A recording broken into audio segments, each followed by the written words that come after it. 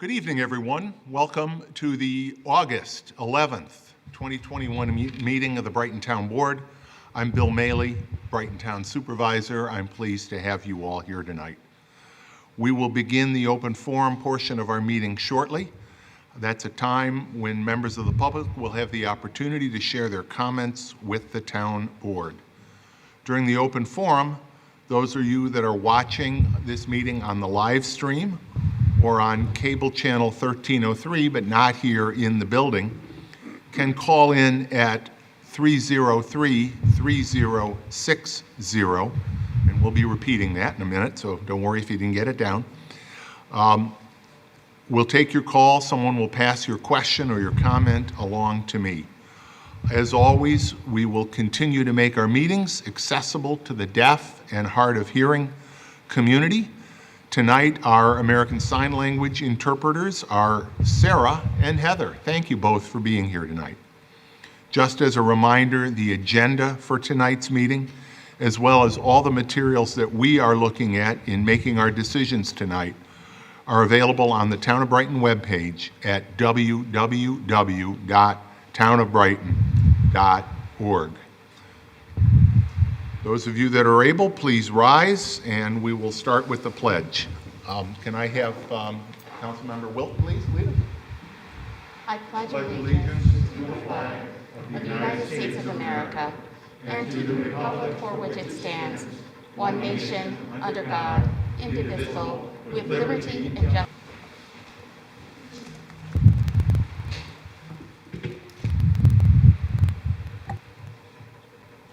Before we begin the open forum tonight, I am going to be reading a statement on behalf of the entire Town Board. The Town Board of the Town of Brighton reaffirms that the town has the responsibility to act to ensure that every individual within the town is afforded an equal opportunity to enjoy a full and productive life, and that the failure to provide such equal opportunity, whether because of discrimination, prejudice, intolerance, or inadequate education, training, housing, or health care, not only threatens the rights and the proper privileges of its inhabitants, but would menace the institutions and foundations of a free democratic state and threaten the peace, order, health, safety, and general welfare of the town and our inhabitants. This Town Board further affirms that hatred, prejudice, intolerance, exclusion, xenophobia, racism, anti-Semitism, Islamophobia, homophobia, and all other forms of discrimination have no place and are not welcome in the town of Brighton. We reaffirm that the strength of our community comes from our diverse backgrounds, experiences, and opinions. We also affirm that our strength comes from a shared value of respect for all people, regardless of race, color, religion, creed, gender, gender expression, age, national origin, ancestry, ethnicity, disability, marital status, sexual orientation, or familial or military status. In furtherance of these shared values, this entire Town Board implores our residents to keep in their minds and in their hearts that we have more in common than what divides us. We have more to gain together as a community when we listen to each other, and much to lose when we fail to respect the opinions and personal views of others. Harsh and false words have been shared between our neighbors and our friends. These words have caused real pain and division and have wounded all of us as a community. This town, therefore, hereby declares that it is time to begin to heal those wounds, and we, the members of the Town Board, will take the first steps in healing our town by apologizing to our community and our residents for any part that we have played in allowing this division, this hatred, and this animosity to thrive and grow.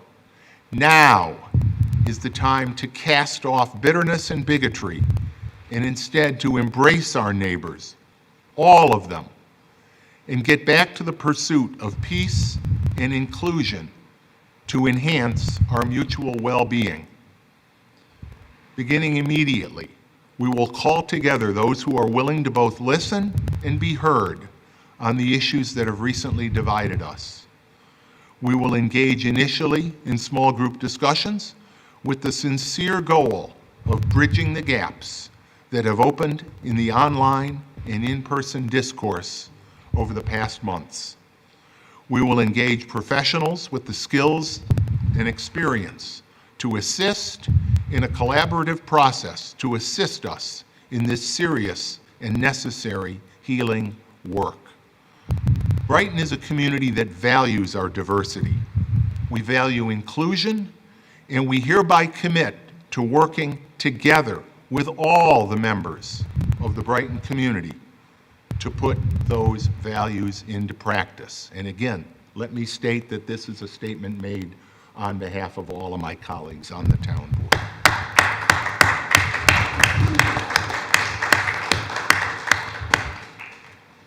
Thank you. We will now begin the open forum, which we hold at the beginning of every town board meeting. While we are meeting in person again, we do continue to observe precautions designed to keep all of us safe.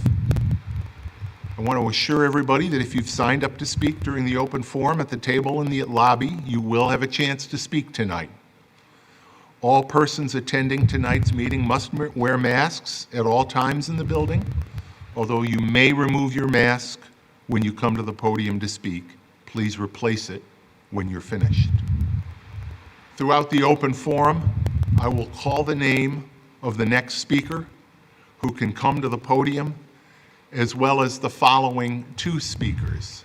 I believe that everybody that is here is in this room, but if we have anybody that's downstairs, you can come up to the lobby, let someone at the sign-in table know that you're here and one of those two upcoming speakers. When you get to the podium, you may remove your mask. I would ask that you state your name and address for the record. All speakers should limit your remarks to 3 minutes. Our goal here tonight, and at every town board meeting during the open forum, is to give you the opportunity to share your thoughts with the board and for us to be able to listen to your words. Therefore, please direct your remarks to the town board and not to the room or to other speakers. Please refrain from outbursts of any kind during the open forum, out of respect for the speakers and to respect the time committed by everyone here tonight. So we will now begin with the open forum. Supervisor, if I might just remind everyone that we do have some public hearings that are on the agenda for tonight, and if you wish your remarks to be made part of that public hearing record, please wait for those public hearings to be called. That is not the time is not the open forum to make those remarks during the open, for those public hearings. You're welcome to say what you want, but if you want your remarks to be part of the public hearing record, please wait for those public hearings to be reached on the agenda after the conclusion of the open forum. Thank you very much for that, Ken. So then we will start with that open forum. We will begin with Mr. Howie Jacobson, and next two speakers are Robert Allen and Robert McFarland. Mr. Jacobson. Good evening. Thank you very much. I have two separate issues. I will do my best to be in that 3-minute zone. Good evening. I'm Howie Jacobson. I'm a Brighton resident. I'm a white Jewish male, and I'm not a racist. For clarity, I come here tonight to speak, but more importantly, I ask you to listen. For the thousands of Brighton residents that want you, our elected officials in the town of Brighton, to take action to heal, as you said earlier. The damage and the hurtful and disrespectful rhetoric from a Brighton Town board member has done to this Jewish community is unacceptable. So, if I have your attention, I know you've got computers and whatever, but I hope you'll listen. For clarity, on May 17th, day 8, as Robin Wilt, next to a Hamas advocate, shared her big smile and words, the conversation around anti-Semitism in the town of Brighton has accelerated and escalated to unheard of levels. Yet since that time, thousands of Brighton Jewish residents have heard continuous anti-Semitic rhetoric with no united or majority response from this group. It's lovely that you wrote those comments tonight. It's very, very nice. It's not enough. The 5 of you represent all residents of Brighton, not just those that voted for you. And with all due respect to the freedom of speech at these meetings from anyone, whether they live here or anywhere on the planet, these meetings are designed to provide campaign rally stages for any of you or allow for a platform to be defending one of you, especially the one that caused the damage. Unfortunately, you're elected officials. You must listen and balance the issues as Brighton residents see them, not as the world sees them. You must listen and take a stand as a group of 5. But you could vote 5-0, you could vote 4-1, 3-2, it doesn't matter. If one of you disagree with the other, it's perfectly fine. The Jews of this community want to know where each individual stands. As a reminder, the issue is Robin Wilt's smiling association with well-known advocate of Hamas on day 8, and her campaign rhetoric and her continuous insensitive chants of free Palestine and other hurtful comments to the Jewish community. Currently, as anti-Semitism blended political campaign approach, which is inflamed by one of you, that's not achieving your goal. Your goal needs to be to heal our community. You can handle it. You're smart people. You should be able to do that. So what I've got for you tonight to hand out... 30 seconds, Mr. Jacobson. Okay, and I'll finish and I'll have my second issue. We ask you to sign this document on behalf of hundreds of Brighton residents. Here we go. As an elected town Brighton board member, I stand against anti-Semitism and all rhetoric that is hurtful to the Jewish community that I serve. As an elected official, I will not associate or advocate for any known anti-Semitic individuals or organizations while serving as a Brighton town board member. Mr. Jacobson, your time is up. Thank you. You may deliver those to the town clerk. Thank you very much. I beg your pardon? I'm going to finish my second issue. Mr. Jacobson? Thank you very much. My second issue... Mr. Robert Allen. My second issue is... Mr. Robert Allen. We're glad that we're going to be attending the diversity committee meeting that Mr. Gordon was so nice to tell me. Mr. Robert Allen is the next speaker. Mr. August Jacobson. 18th at 9:30 at Brookside is the meeting of the diversity committee. Thank you so much for not giving me the respect that I deserve as a taxpayer in this town. I'm going to hand out my statement. Please deliver them to the town. I would like to correct the record. The Diversity Committee is not meeting on August 18th. The Community Services Committee will be meeting at 9:30 a.m. on August 18th at the Brookside School. And Mr. Robert Because you know we're Allen. coming? Mr. Robert Allen is the next speaker. Mr. The rules are no one speaks back. And if you've changed the diversity Jacobson. committee meeting, Mr. Jacobson. Mr. Maley, yes. We have given you the courtesy of going over your time and passing out the material. Thank you. And thank you so much. Mr. Robert Allen is the next Thank speaker. you. Mr. Please Allen, come forward. it's yours. Thank you, sir, and I apologize for that. Don't have to apologize to me for that. You got to apologize for me and a few others for some of the things I heard the last couple of weeks. Numbers 24:9. Whoever blesses Israel will be blessed, and whoever curses Israel will be cursed. Mrs. Wilt, a couple of weeks ago, you stated that you deserve the benefit of the doubt. However, every time you comment or every time you open your mouth and try to explain away your unwavering support of the anti-Semitic Free Palestine movement, you cause more pain. I quote you, Anti-Semitism hurts the cause of the Palestinian human rights. Anti-Semitism hurts the cause of black liberation.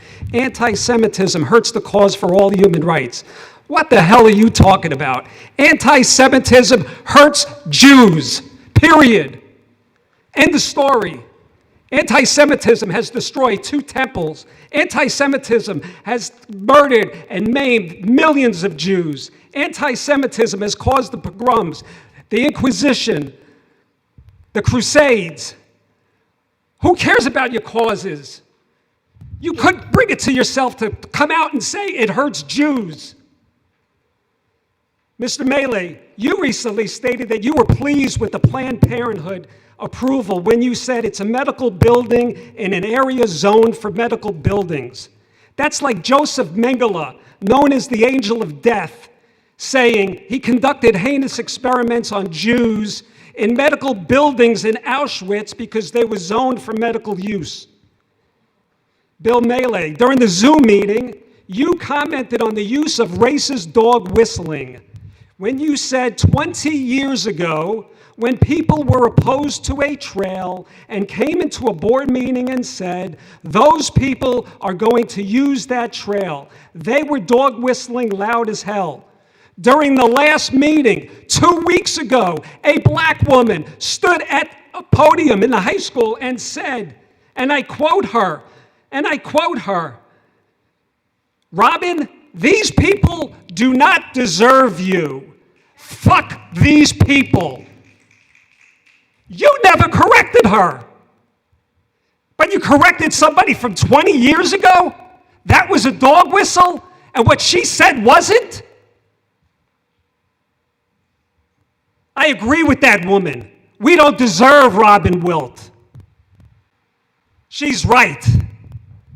We don't deserve someone who puts her arm around Linda Sarsour.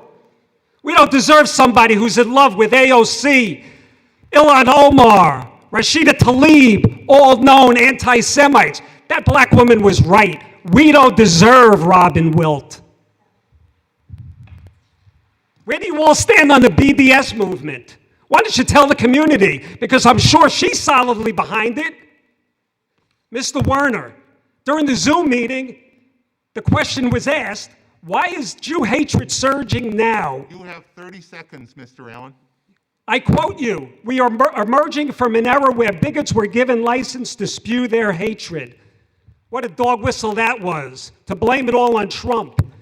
Here's an article that was written in 2017. Why were 7,000 anti-Semitic incidents under Obama largely ignored? I'll tell you why it was ignored. Because nobody wanted to criticize Obama. What do you think, anti-Semitism just happened? Shame on you. The Free Palestine movement is not interested in peace. Time is up. Thank you very much. Right. Mrs. Wilt says she's not an anti-Semite. Next You know what I say? You could put a lipstick on a pig, but it's still a pig. You're done, sir. Next speaker, Mr. McFarland. Michael Argamon follows William McGinn after that. And I want to again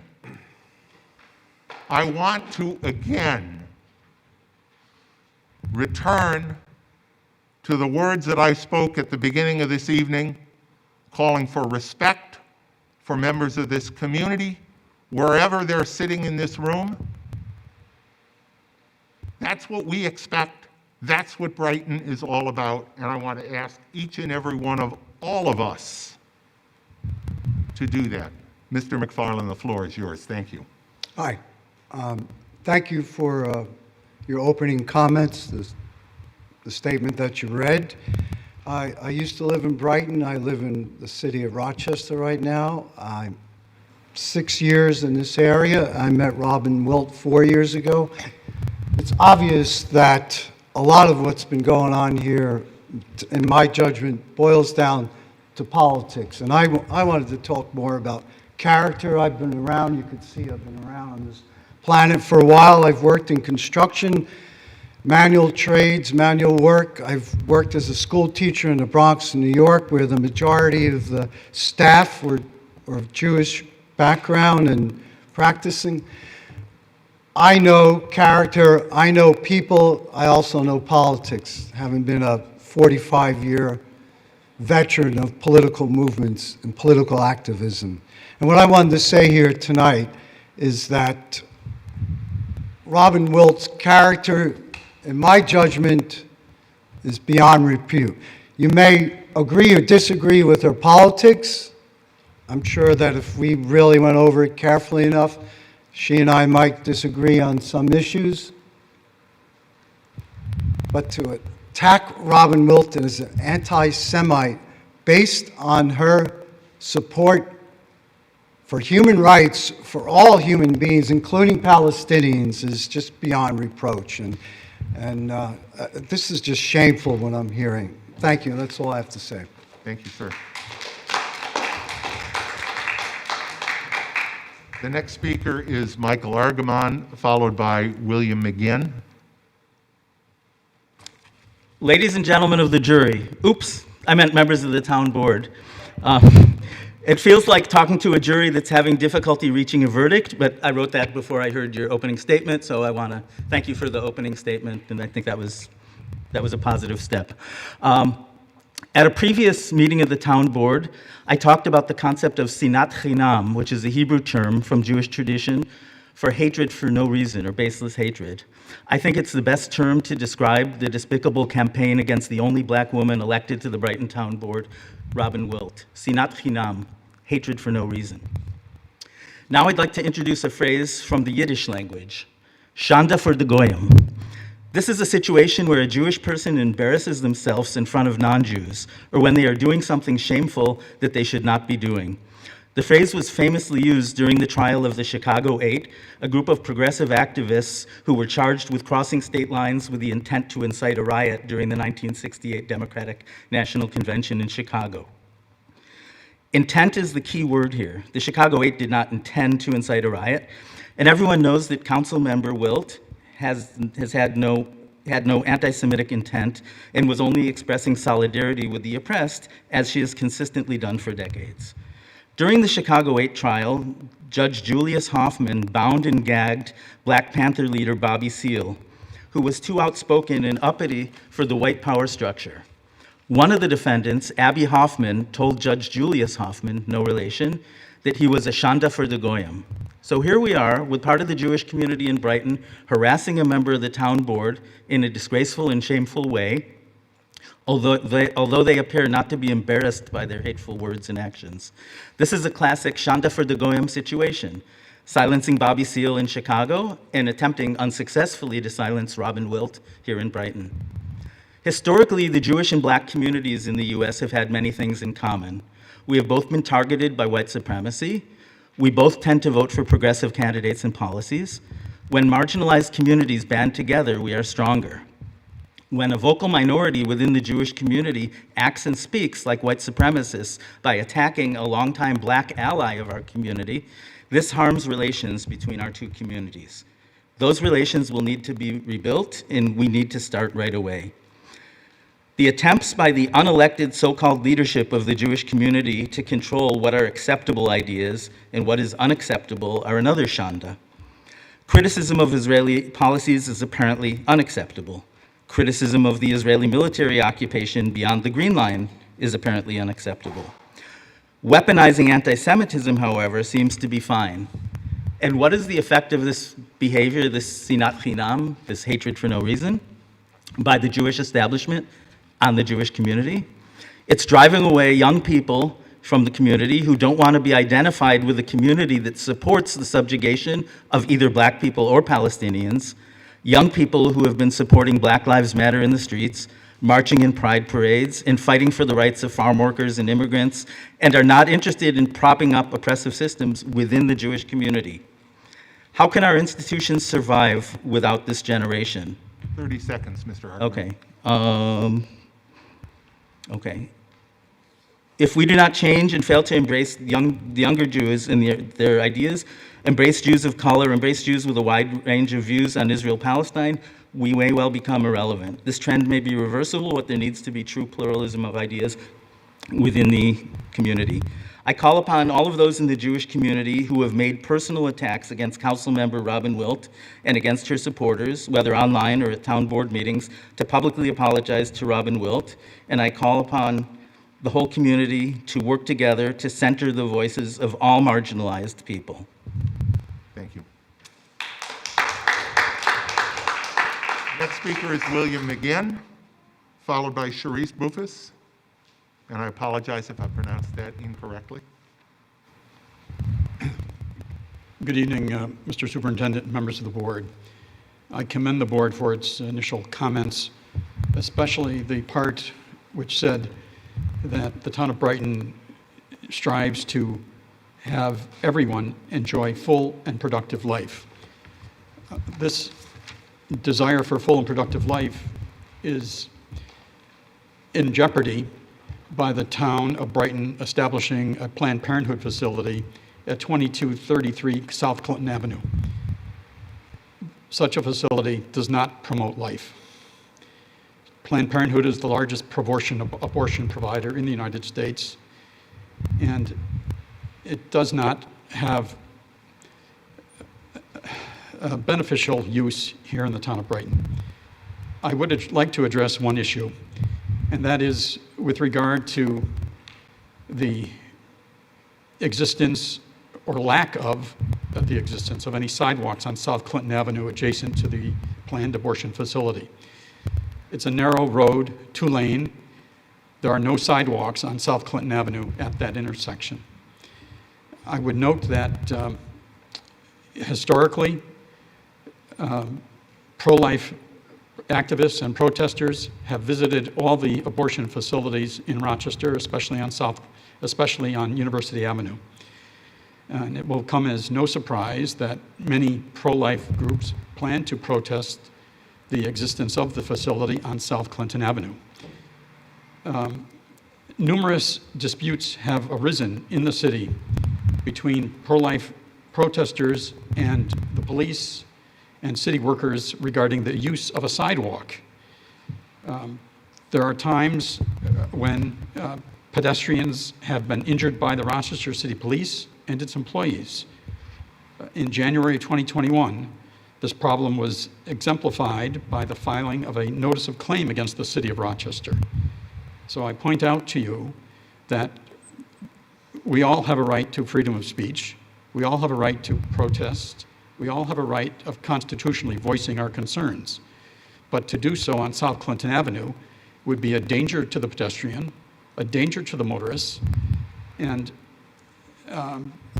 it appears that the town has given no thought to the issue of where people can protest on South Clinton Avenue. Must they walk on the street? Must they cause pedestrians to be targeted by motorists inadvertently in accidents? Are motorists going to be confused by the existence of people on the street and have accidents? So I asked the court, I asked this body to address that issue, to give some real concern about the lack of a sidewalk and the lack of a space for a lawful organized protest to take place at the planned abortion facility. And above all, I ask that the town of Brighton preserve and protect life. Thank you. Thank you. Next speaker is Sharice Bufus. And I apologize if I did not pronounce that correctly, followed by, I believe this says Jordan Hughes. Oh, it's fine. It's Sharice Bufus. It's Italian. Everybody says it wrong. But that's okay. I'm 3896 Dewey Avenue, Rochester. I wanted to say something to follow up what this gentleman just said. I think the beautiful thing about people being born into existence is we're all born with the right to choose and make our own choices. And I think the only problem with these people that are our neighbors that are against the Planned Parenthood is that it takes away a person's choice. And you guys can tell I'm obviously very religious myself, but taking away a person's choice of freedom and putting people in situations where they're not allowed free health care, which everyone is entitled to free health care. That's really a critical thing. And I hope that you guys look at your budget and your ordinances and try to build sidewalks so everybody's safe. On the other hand, I wanted to share a story, but not before I address what I hope everybody else heard. I know Chief Cathaldi, you're here. I hope you were hearing the gentleman. It sounded like those were threats against Robin Wilt's life. That's how it sounded to me by the second gentleman who spoke, and that's a little bit concerning. From my understanding from anti-Semitism, something that I experienced with Islamophobia is that, from my understanding, it's when you have threats upon someone's life or harassment or some type of endangerment that is going to put someone at risk or their safety at risk due to their religious views and what they worship. I have been a victim of it, not anti-Semitism, but Islamophobia, and I'm very well aware of what that looks like. The Prophet Muhammad, sallallahu alaihi wasallam, had a Jewish neighbor, and his Jewish neighbor used to throw garbage in his trash every single day. And so one day, he woke up and there was no trash in his yard. And so he went to his neighbor's house and he knocked on the door. The wife came to the door. He asked the wife if the neighbor was okay. And she said, no, my husband is sick. How would you know that something's wrong? He said, I know because his trash is not in my yard. And she was a little taken back by that. The prophet then goes on to ask her if he can come and speak to her husband. And on his deathbed, he prayed with him and spent time with him, brought him food, and took care of him in his last days. This story is so significant because it shows how one misunderstanding or hatred towards another can be turned around and be shown as something that is a beautiful thing. And I believe that love always wins over evil. What happened afterwards is the wife ended up embracing Islam, and she went on to have a happy life.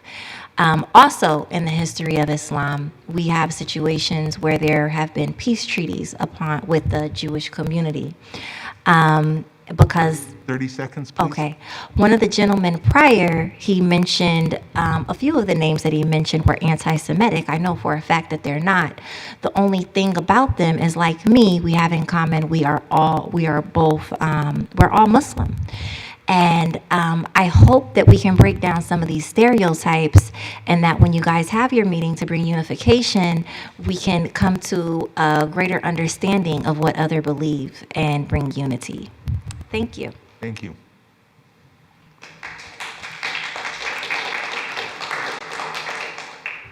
Jordan Hughes is the next speaker, followed by Jeff Schwartz. Hi, everybody.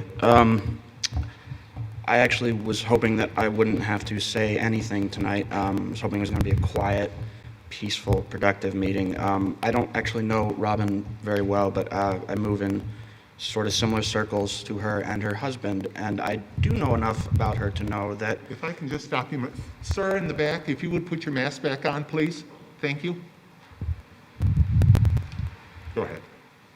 I do know enough about her to know that she should not have to be putting up with, 12 weeks of this lunacy and nonsense. I mean, I couldn't believe my eyes 5-10 minutes ago that this was actually happening in what is supposed to be a town board meeting. I could really delve into the issue, but frankly, it doesn't necessarily belong here. Robin's statements, which by the way are perfectly benign, and the idea that anybody is caused pain by the statement "Free Palestine" is on its face ludicrous. That's her personal business. It falls within the mainstream of political views that are expressed by millions of people in this country every single day. And tweeting a photo or a post should not be cause for someone to have to put up with, the next 3 months of being hollered at in their workplace. I don't think any of your colleagues, sorry, I don't think any of your colleagues should have to put up with it either, because it's an embarrassment to this town, to this community, to everybody here. And it's disgraceful. I signed up to speak because, on the off chance that somebody might have to stand up to say that. Like I said, I was hoping it was going to be something else, but to everybody that's spent the last few months turning this into some kind of deranged Twitter thread, I would recommend that there are multiple social media platforms in which they can do these things and fight their battles against straw men and have all these loud fights that aren't a town board meeting where presumably you guys have actual important business to conduct. And there are venues for them to express their feelings that don't involve attacking a honest, decent, kind public servant who has done nothing but try to do her job and try to express her perfectly acceptable beliefs on the side like any other citizen of this community or this country. So I guess my hope would be that this is the last of this kind of spectacle, and that the next meeting will be quiet and boring and, not really not resemble this in any way. So that's, I didn't really plan these remarks, but that's all I had to say. Thank you. Thank you. Next speaker is Jeff Schwartz, followed by Carrie Purham. Thank you, Jeff Schwartz, 98 Marquette Drive. Mr. Supervisor, members of the board, I do appreciate the statement that you came out with and the efforts that you're making to bring people together to a good place. I did want to mention that I had gone to the police academy, the Citizen Police Academy in the past.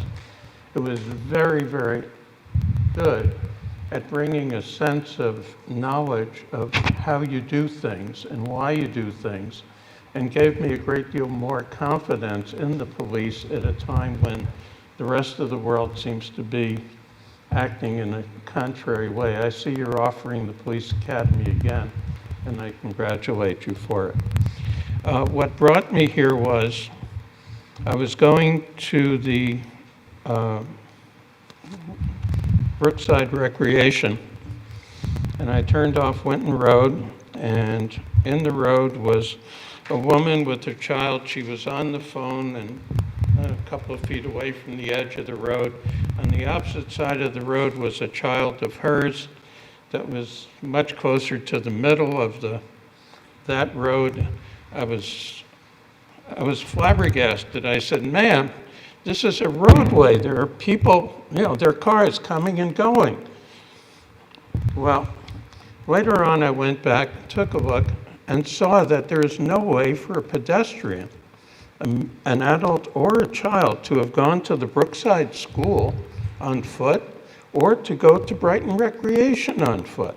This seems incredulous to me, that you should have a recreational facility that people can access safely by walking to it. That roadway off Winton Road is just traffic going one way or the other. There's no place for a person, or people, or kids, or older adults. That was the point I wanted to make. I also wanted to make an inquiry, excuse me, as to where's the West Brighton Fire House. Can somebody share that with me? It's on West Henrietta Road. Thank you. And I thank you all very much for your time. Thank you, Mr. Schwartz. Carrie Purham is next. Carol Crossed to follow. Hi, everyone. My name is Carrie. I currently live in the city on Oxford Street. I was at the planning board meeting on July 14th when several pro-lifers and Planned Parenthood supporters stood outside Town Hall holding signs. I was amongst the pro-life crowd outside that night holding a sign, and I also spoke in front of the board. What we being the pro-life side, experienced that night was nothing short of a circus. We were confronted by various small groups of Planned Parenthood supporters who harassed, bullied, mocked, and attacked us for our race, income, sex, and general religious and moral beliefs. So I'm going to read testimonies in hopes to address this behavior, and this behavior that they had no consequences for. While I will provide some names, this first one I read, she wants to remain anonymous. Also, just so you're aware, some of these are vulgar.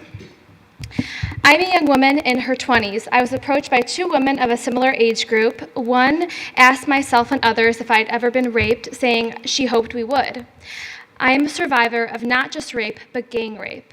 When I went to the Brighton Planning Board meeting, I never thought someone would have the audacity to remind me of that trauma I endured and to tell me of my beliefs were wrong because of it. The other woman with her approached several other pro-life advocates and belligerently yelled at them about how they were racist, sexist, etc. I am a teacher in the city of Rochester who works primarily with students of color. I taught through a pandemic and have assisted students in social work cases. This protester had the nerve to go off about how myself and fellow advocates were racist when my 50-plus hour week job is closing the achievement gap for students of color in our city. Here's another one from an Asian pro-life advocate named Gabby. As a person, this is what they said to her, as a person of color, you should understand that we need this abortion. These white people aren't going to help you, and they don't care about anybody or you. You should know better as someone who's Asian and represents our community. Okay. Another one from Donna. One young woman and one man were gyrating, obviously emulating the sex act right next to the road in front of the pro-life people who were being peaceful and respectful.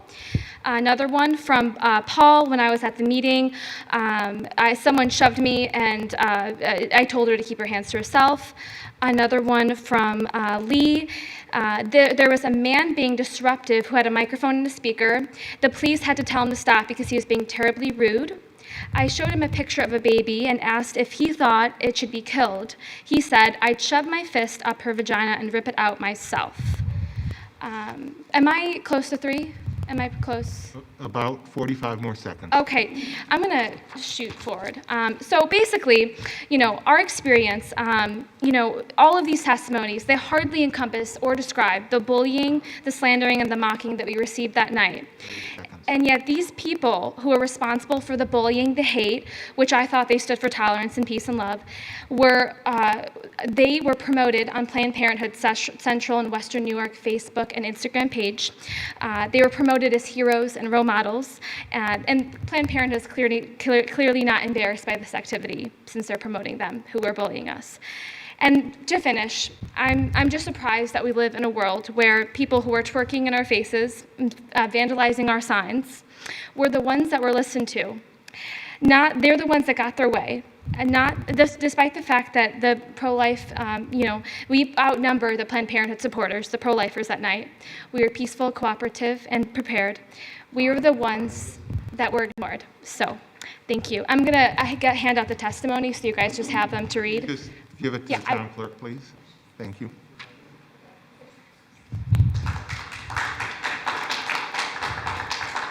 The next speaker is Carol Crossett, to be followed by Emma Lee.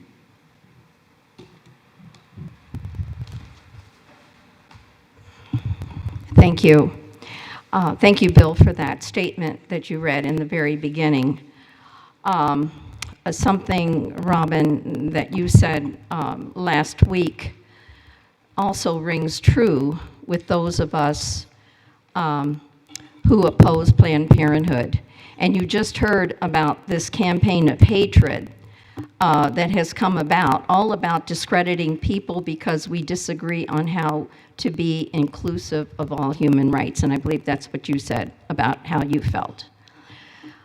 You also said, Robin, and we can certainly feel your pain, you were told that this is the only human rights issue that you have ever supported. And I certainly know that's not true about you.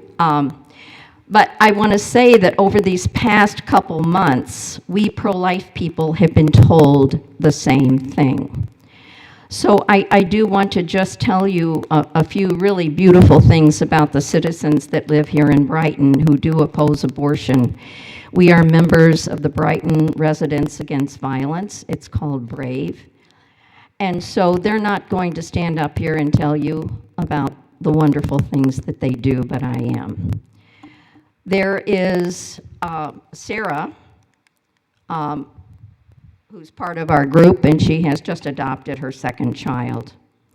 There is Amy, who is an educator on Central American human rights. Another brave member is a medical doctor who focuses on childhood diseases. Yet another supporter of the rights of the preborn won an award from Nuestros Pequeños Hermanos last year, the year of suffrage, for her work with orphans in South America. One supporter of BRAVE, one supporter of Planned Parenthood actually spoke about that pro-life people do not care about the homeless. You may have remembered that. Well, actually, there is an opponent and member of BRAVE who has presented to this board, and he is a member of BRAVE who has personally overseen the construction of and raised $4 million for the House of Mercy. I think you all know who he is. This list goes on and on. So I feel like I'm a Democrat. You all know that. And I want to say, where is Jim Vogel when I need him? I just asked Kit that the other day, and she looked up in heaven, and I realized maybe that's where he needs to be right now.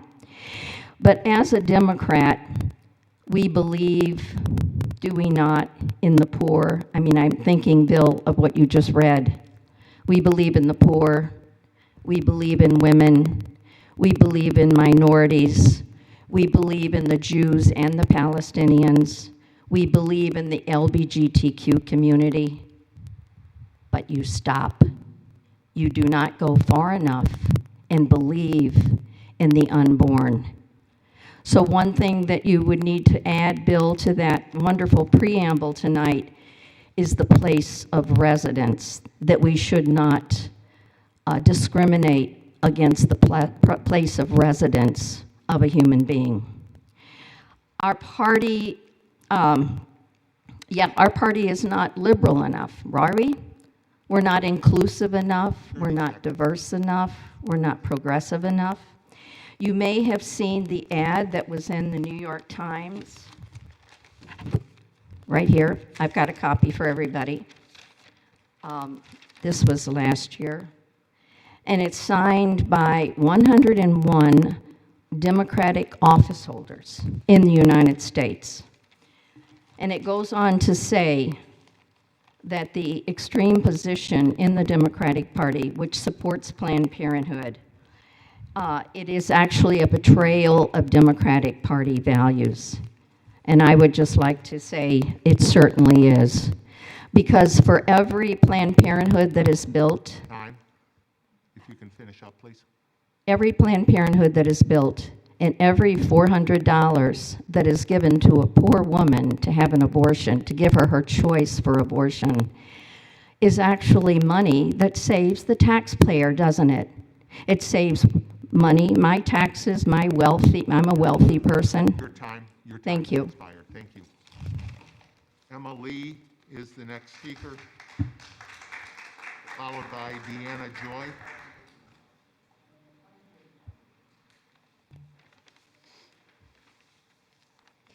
I would like to start by thanking the town board for taking actions towards healing.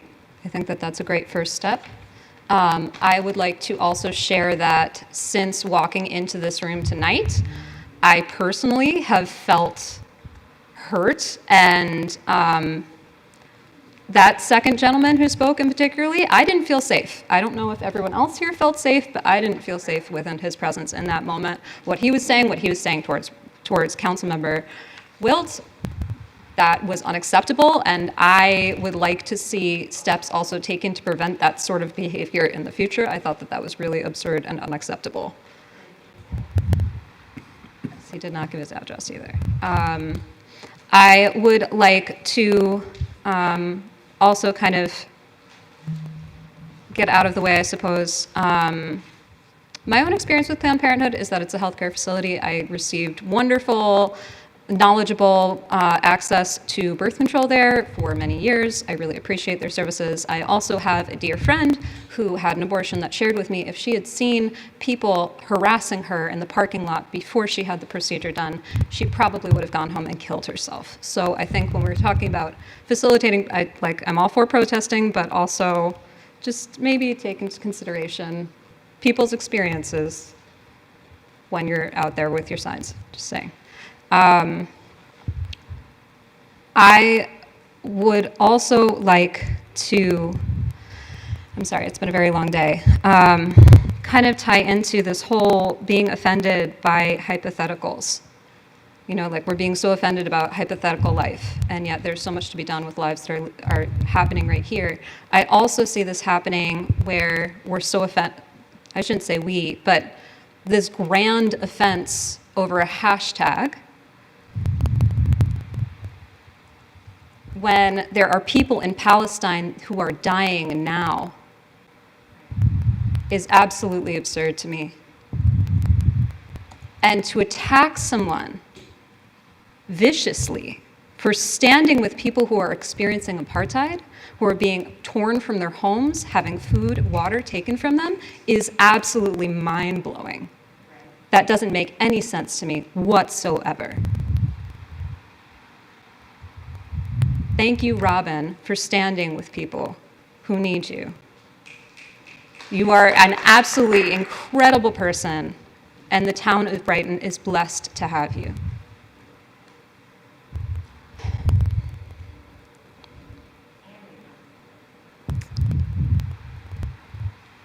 I hope that healing can happen. And I just hope that everyone can kind of take a step back and realize what they're really saying.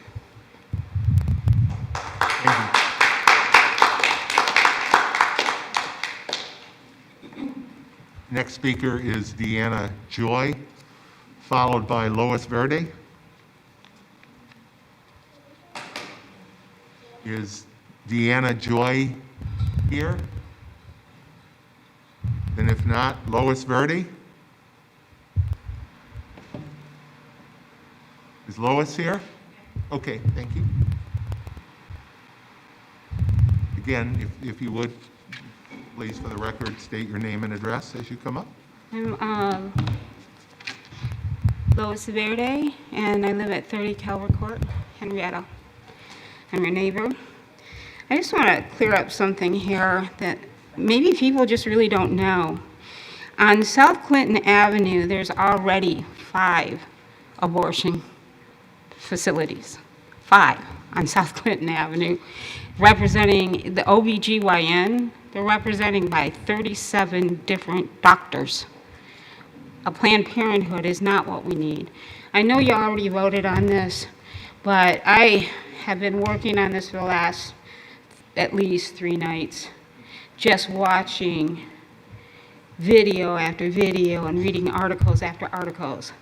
And it has been extremely disturbing, and I can only assume that you voted it in because you lacked the information. I had tried to, I want to present all the videos to you that I've watched, but I also tried to give you a PowerPoint slides to just go through quickly while I'm speaking, but unfortunately I couldn't get them printed, but I want to drop them off to your office to take a look at it because it is quite disturbing. I do have an article here that I want to give to each of you that reads, Planned Parenthood makes as much as $23 million annually for selling baby parts. That's the angle, or that's the thing that should disturb us most. It is illegal to sell baby parts. And I know you probably have heard this somewhere down the line, and everybody's going, oh, it's not true, it's not true, it's all a lie. But they've actually had Congress has already had a hearing, and they have admitted to it. There have been several people and fines that have been done with this, and affiliates all over the country have been a part of it. Now, I can't say that this Planned Parenthood that's coming, that you've agreed to have here, is one of those clinics that are doing abortions. But I can tell you this from watching all of the videos, there's not one that admitted that they were doing it, that they were providing baby parts for sale, because they had the argument that we only sell. The only reason we only charge what is our overhead. But that turned out to be a complete lie. They were charging $75 and above for baby parts. Item by item, they would say. Line item, they're just line items. So if you want one leg, it's $75. If you want an arm, it's $75. If you want a brain, it may be higher because they have to change the procedure in order to do it. Are you guys aware of this? Because this is incredibly disturbing. Planned Parenthood is not needed in this community.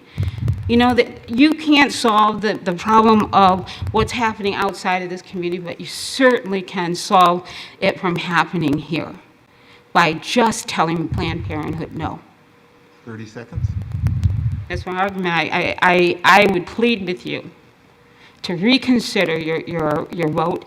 It has got to be because you don't understand the truth. I cannot think of any other reason why you would want to bring such a heinous organization into here, because it was from the foundation, the Planned Parenthood Foundation, to its affiliates that were all involved in the FBI investigation. And with that, I close. Thank you. Just to be clear, I just want to be clear here. This town board did not vote on the Planned Parenthood. The project did not come before the town board. It came before the planning board. The next speaker is Deanna Joy, who is here. A single question. Does that mean that the planning board voted?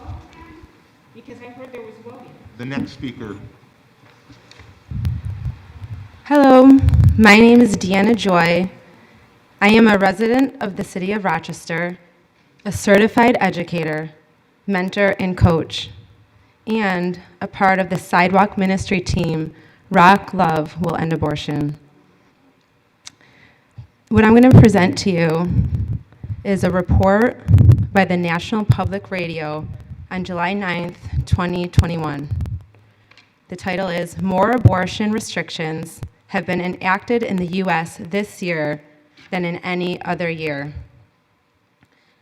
More abortion restrictions have been enacted across the U.S. this year than in any previous year, according to an analysis by a group that supports abortion rights.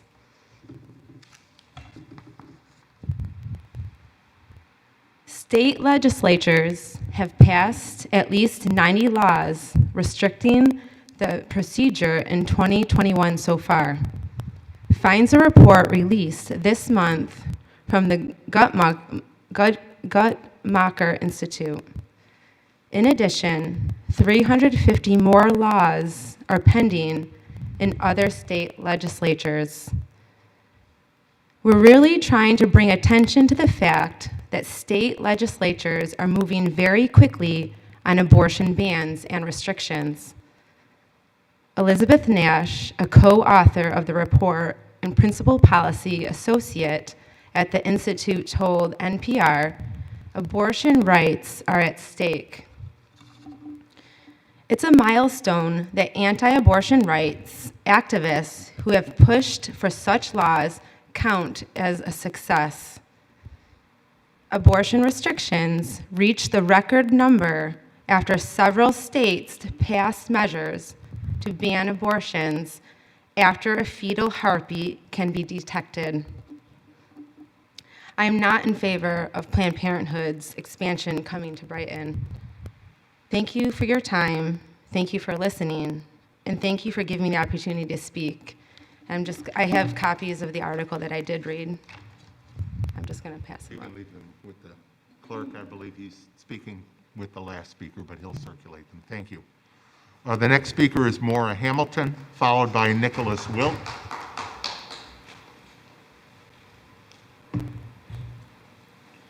My name is Maura Hamilton. I don't even know what to say at this point to get the many people who spoke today with too deep a generational trauma to see the reality of the current situation in Palestine and Robin's response to it. Free Palestine is not anti-Semitic. It is a call for liberation for a people that is being oppressed as we speak. A call for liberation that in no way calls for the oppression or elimination of any other group of people. I wish nothing but deep healing for anyone that chooses to criticize the only Black woman on this board for speaking in solidarity as she does time and again. I would like to thank the board for attempting to move in the right direction and hope that these discussions can be mediated in a way that healing can be reached so that we can move forward to other issues. Also, Planned Parenthood is healthcare, desperately needed healthcare in this country, and people have the right to choose what happens to their body. Thank you. Thank you. Next speaker is Nicholas Wilt, followed by Pamela Kim Adams.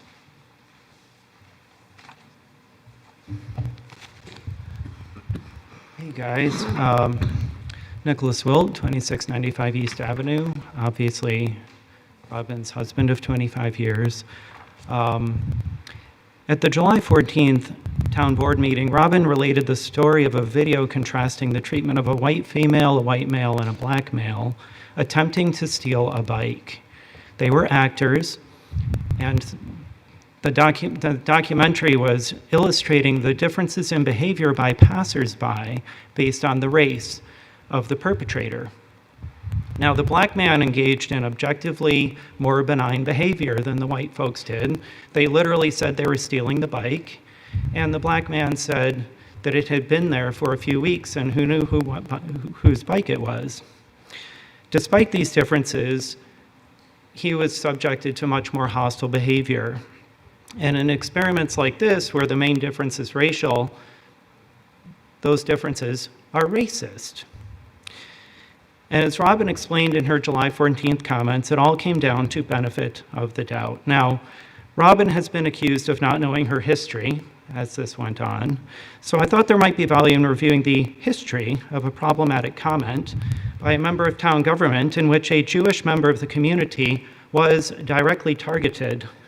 I refer, of course, to the time that Brighton Town Clerk Susan Kramarski joked to the police chief as a Jewish member of the community concluded his public comments to the town board. She said, "Can you shoot him?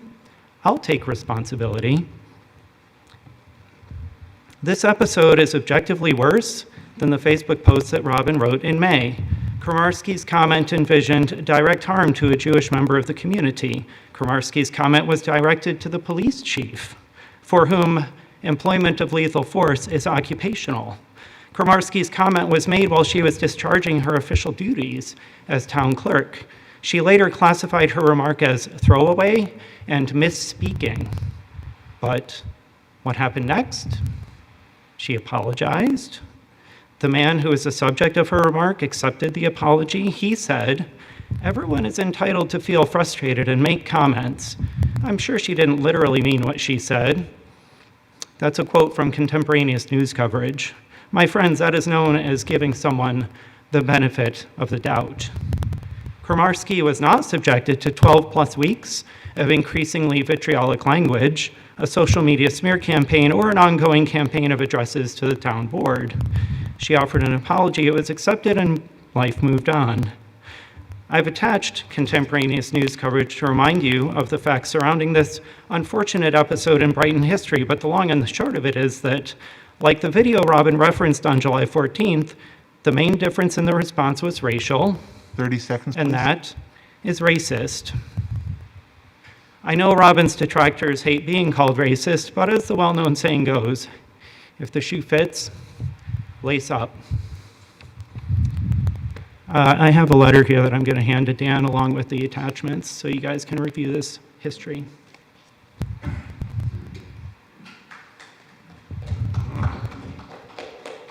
Pamela Kim Adams, and she will be followed by Amanda Smith. My name is Pamela Kim Adams. I'm a Brighton resident. I spoke at the last 2 meetings, and I gave my address at the previous meeting, and one of my fellow activist friends said I wouldn't provide your specific address, and I said, oh, it's probably fine. After tonight, I don't think it's fine. I appreciate, Supervisor Maley, your statement that you read on behalf of the board. It's been a rough day. I barely made it to this meeting. I was hoping that we would be off to a peaceful start. Instead, the first few speakers sent my body into fight or flight mode. I'm going to ask the rhetorical question to the board that does anybody other than Robin Wilt know what it's like to be a woman of color in a room trapped with white men showing that level of aggression and rage? I'm still recovering from that, and as Emma said, you know, she was scared too. I can't even imagine how Robin feels. I can't imagine how Charisse feels, who was, being threatened in the audience. So I was ready to leap out of my seat to defend Robin, to defend Charisse if I had to. I guess my point is, I've said all I had to say in the previous 2 board meetings. I could go on and on about how wonderful Robin is. I don't feel I need to do that. This back and forth is just going nowhere.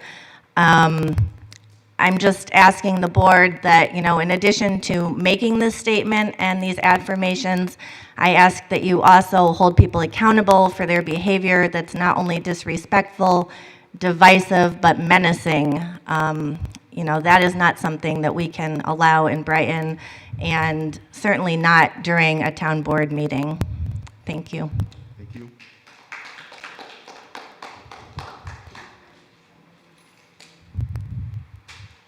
Amanda Smith, followed by Nate Baldo. Hello, my name is Amanda Smith, and I live at Ravenwood Avenue in Rochester, New York. The first thing I want to do is just shower Robin with love and strength and peace and more love and more support. I appreciate the statement that the board made today. I appreciate that it is coming from a place of goodwill. And I appreciate that it was as neutral as possible, because I know that you're all probably exhausted by this back and forth, and you would like it to end with as many people feeling okay about it as possible. But with that being said, I want to talk a little bit about what it means to be a white ally. And as I read through the meaning of allyship, I invite you into a moment of reflection. I invite each of the 4 of you to listen to these words, considering the current context. Consider what it means for you as a council member holding privilege during recent attacks on Councilmember Wilt, which we just saw some of the worst of today. Tri-College Libraries, Allyship, and Anti-Oppression, a resource guide, uses the following definition. An ally acknowledges the limits of their knowledge and oppressed people's experience, but doesn't use that as a reason not to think and/or act.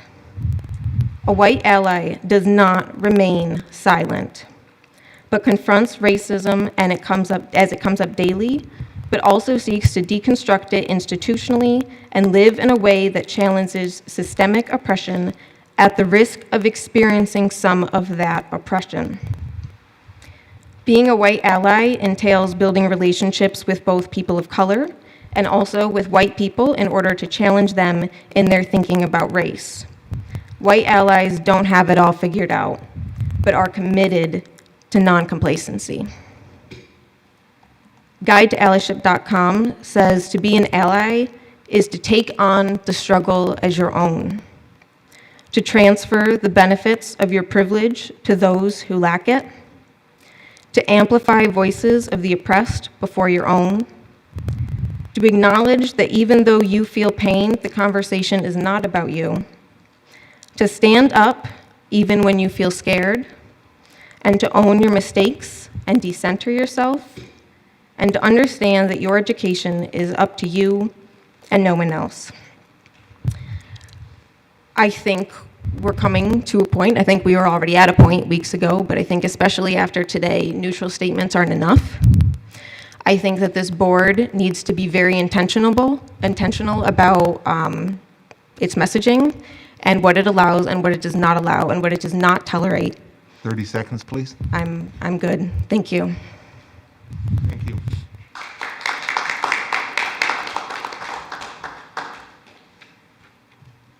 Nate Baldo.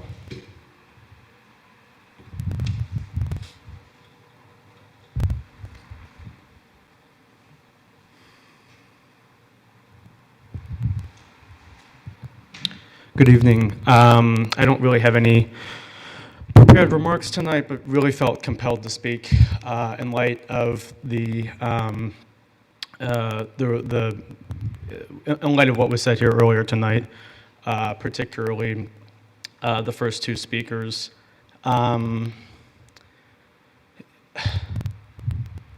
For me, I'm not a religious person, but Judaism is a core part of my identity.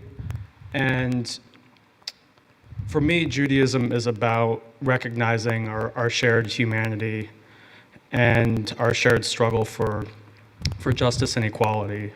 It's not about weaponizing a history of anti-Semitism to use to try to suppress and put down other people struggling for justice. And thankfully, I think more and more, I would hope more and more Jewish activists are really, making those connections and demonstrating that solidarity, both through word and through action. I fully support Robin's courage and coming forward and speaking out in support of Palestinian human rights. I don't think anyone in this room, including her detractors, can argue that that was an easy thing to do. It obviously took a tremendous amount of moral courage and conviction. And in terms of what was said earlier, the attacks against her, I'm just appalled. I mean, honestly, I really don't have.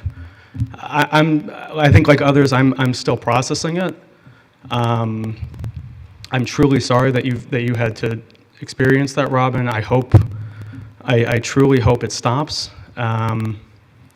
And I don't know what else to say, except I completely support you. I truly respect you, and just couldn't be prouder to serve under your leadership there. So thank you.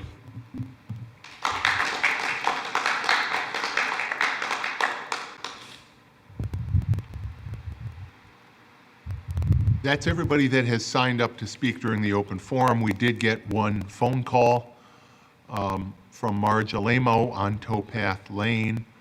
I'm going to pass this on to you, Chief, but she's inquiring about installing an electric speed sign on Clover Street.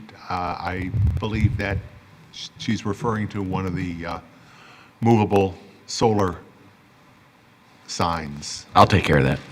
Thank you, Chief. She had another question, and I'll forward the other half of her question over to you, Everett, about a sign that's got some branches blocking it. Okay, sounds good. In that case, then, we are finished with the open forum, and we will move on. And Chris, can we have a motion to approve the agenda with the addition of materials that were submitted tonight to be placed into the record of the meeting? Bill, I move that we approve the agenda with those additions. Second. Any discussion? Hearing none, Dan, please call the roll. Councilmember DePonzio? Aye. Councilmember Werner? Aye. Councilmember Wilt? Aye. Councilmember Corrado? Aye. Supervisor Mealy? Aye. Public hearings. The first public hearing tonight is on the proposed formation of the Hibiscus Drive Refuse District. You have correspondence from Chad Roscoe and other materials. Dan, has the necessary legal notice been given for this public hearing? It has, Supervisor. Double checking the dates. We've had a lot of these lately. We're in the July 29th edition of the Brighton Pittsburgh Post. Thank you. Legal notice having been given, I therefore declare this public hearing to be open. Everett, if you'd like to just briefly talk about the proposed refuse district. Yeah, thank you, Supervisor Maley. We've received petitions from about 64% of the residents in the Hibiscus Drive neighborhood who are looking to establish a special district as a mechanism to fund refuse services for the neighborhood. All the documents received appear to be in order, and we have everything all set. Thank you. In those documents that we have here, we have information about the boundaries and the property addresses and assessed value, correspondence from Sue Wentworth, the assessor, the map, the plan, and the report. Is there anyone here to address the board on the proposed formation of the Hibiscus Drive Refuse District public hearing? Any further comments or information from staff, or any statements, questions from the members of the board? You have the petition in front of you. Mr. Garcia has indicated they are sufficient in number, and I therefore declare this public hearing to be closed. And Chris, why don't you make the motion? Bill, with respect to the proposed formation of the Hibiscus Drive Refuse District, I move that we adopt the resolution before us. Second. Any discussion? Hearing none, Dan, please call the roll. Councilmember DePonzio? Aye. Councilmember Werner? Aye. Councilmember Wilt? Aye. Councilmember Corrado? Aye. Supervisor Maley? Aye. Thank you. The next matter is the proposed formation of the Terrain Drive Refuse District, and you have similar materials, petitions, boundaries, map, plan, and report, etc. Dan, has the necessary legal notice been given in the proposed Terrain Drive Refuse District public hearing? Yes, Supervisor. This was also published in the July 29th edition of the Brighton Pittsburgh Post. Thank you. Then I declare this public hearing open, and I'll turn it back to you, Everett, for... Thank you, Supervisor Maley. Similar to the previous refuse district, the Terrain Drive Refuse District, we have received petitions a little bit over 64% of the assessed value. All documents received are in order and consistent with town law.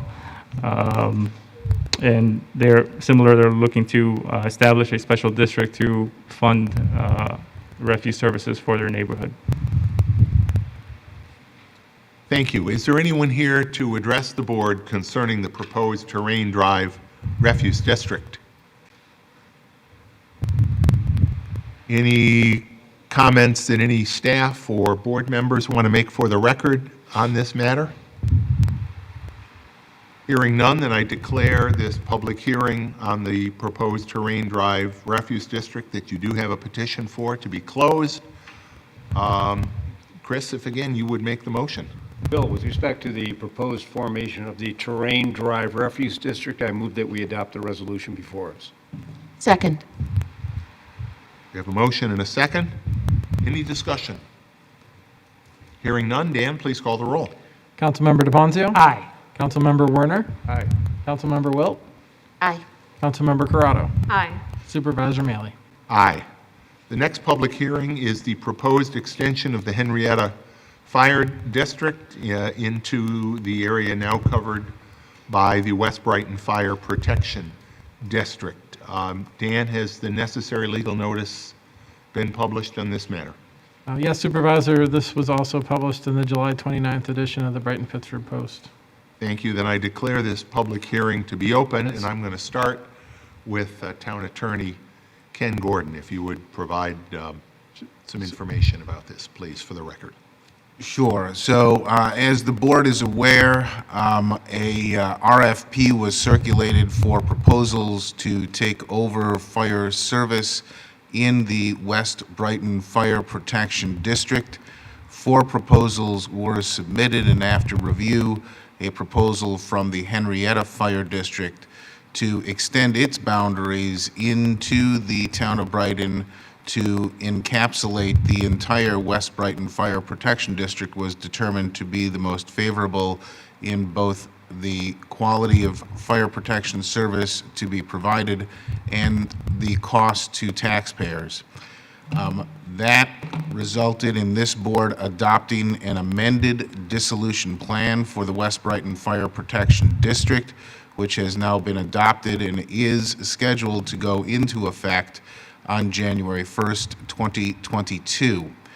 Part of that, as I just mentioned, includes the extension of the Henrietta Fire District, and under Town Law, Section 170, the town boards of both the town of Henrietta and the town of Brighton are required to hold public hearings to authorize the extension of the Henrietta Fire District into the town of Brighton. Section 170 of the town law also requires the consent of the commissioners of the Henrietta Fire District. Obviously, they submitted the proposal. We fully expect the Henrietta Fire District commissioners to approve it. I've been in touch with their attorney. I've also spoken with the attorney for the town of Henrietta, and I understand that they will be moving forward with their public hearing on this matter shortly as well. Thank you, Ken. Is there anyone here that would like to address the town board on this public hearing?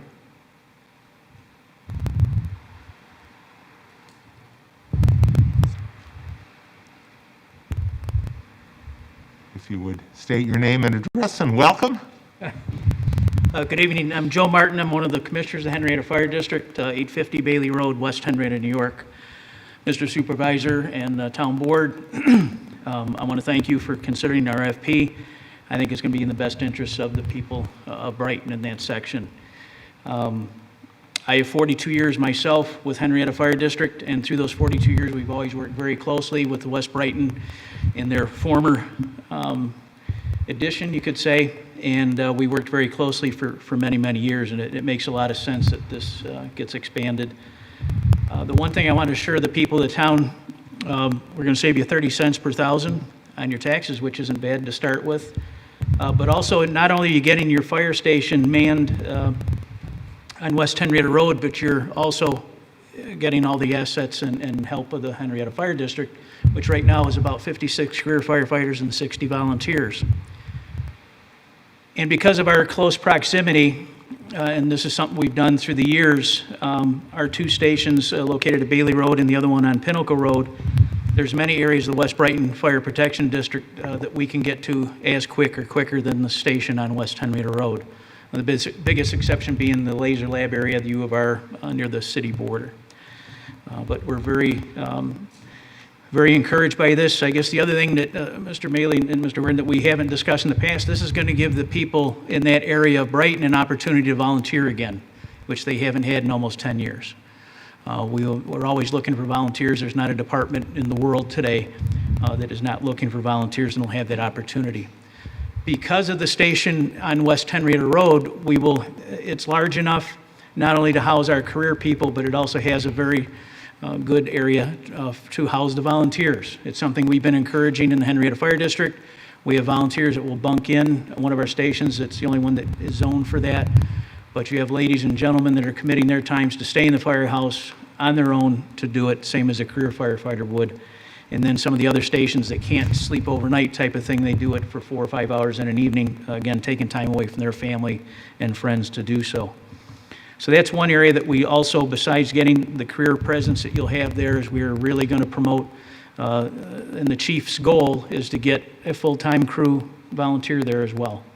So you're just not going to get those 3 firefighters on the pumper that are there. Again, as I mentioned, you get the other 9 from the other 2 stations and hopefully a good crew of volunteers. But we thank you for the opportunity. Again, we think it's a good thing. And Mr. Gordon, Mr. Maley, we appreciate your cooperation and the input we've had. And I think it's been very fruitful and hope you feel the same way. And I guess I'm here to answer any questions the board might have or anybody else. Well, thank you, Mr. Martin. Thank you first for your service and for the service, both of the career and volunteer members down in Henrietta. It is great service, and we really appreciate that work. And one other kudos to you, and again, you and I talked about this back when you were first elected. We appreciate the way you handle things in Brighton with your pilot agreements and that, and being as aggressive as you are, that some of these entities that come into the town, that they help the taxpayers with the burden that they're putting on the town. Unfortunately, that's something we're not used to in Henrietta, unfortunately, through the years. No disparaging remarks on the current group in there. Mr. Schultz has been trying. But, it's something we do appreciate. I want to let you know that I complimented you on that 10 years ago, and I'd like to compliment you again. It's very much, because all we have is tax money. We don't have state help. We don't have federal grants, or federal help, I should say. We are going for grants and that type of thing. No sales tax, hotel tax, or anything like that. But we appreciate it. Thank you, Mr. Martin. I can certainly speak for myself, but I know the rest of us, once this merger happens, we're certainly happy to work with you and work with the residents of West Brighton, and really anyone that is interested in an opportunity to volunteer in the fire service. And my understanding is Henrietta is September 8th. They're having the public hearing, but they will not vote on it till the 22nd. Okay.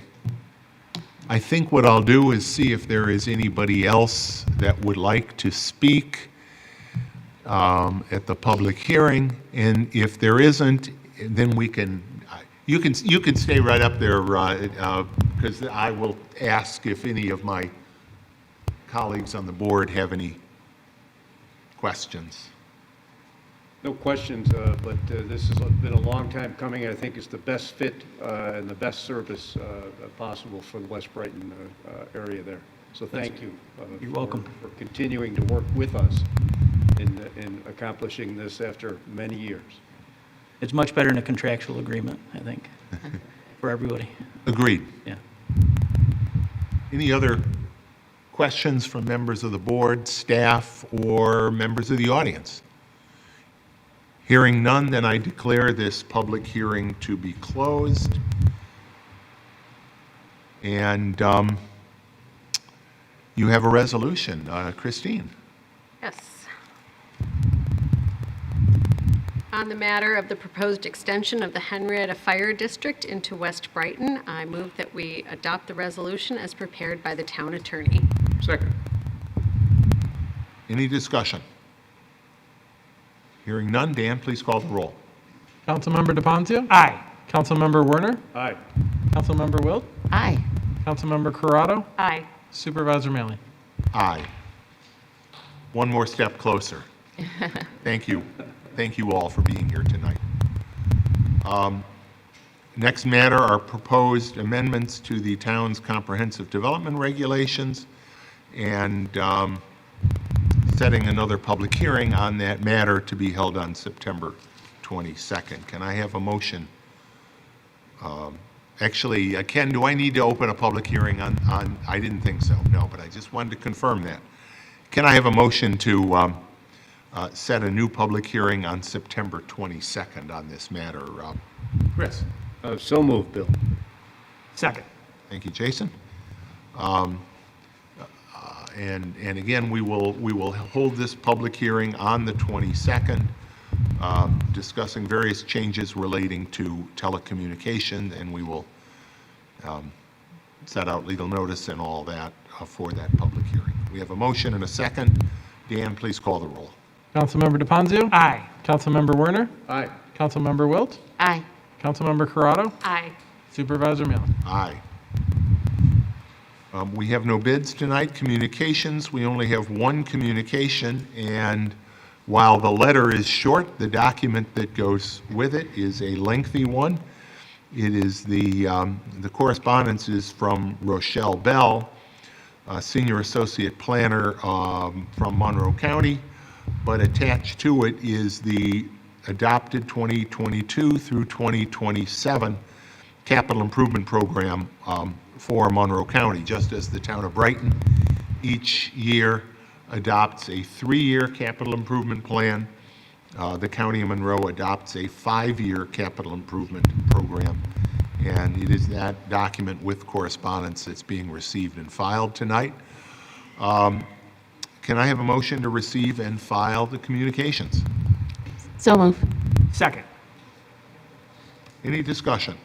I know we got it just today, so you haven't had a chance to read it, but as always, it's a good roadmap for the plans of the county, not only in Brighton, but throughout Monroe County. I know Dan will be back in just one moment to call the roll on that motion.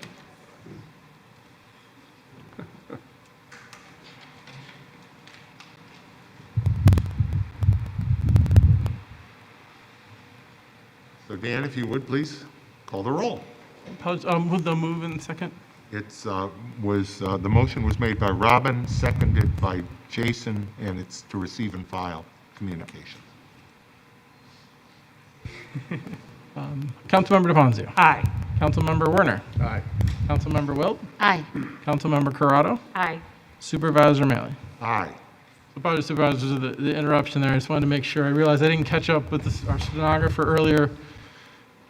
We're just doing the public hearings now since we're back in live meetings, so I wanted to make sure that she didn't have to stay any longer than she needed to in this uncomfortable room typing away, and Absolutely. give her back her evening. It's working. Thank you, thank you. And thank you. Committee reports. We'll start with, as we always do, Community Services Committee. Robin? Thank you, Bill. The Community Services Committee was not scheduled to meet in the intervening time frame since the last town board meeting, but I do have some updates from our Parks and Recreation Department heads. From our Recreation Department, the Brighton Farmers Market continues on Sundays from 9 a.m. to 1 p.m. This season will extend through November 21st at the Brighton High School parking lot, 1150 Winton Road. We continue to prioritize the health and safety of our vendors and customers.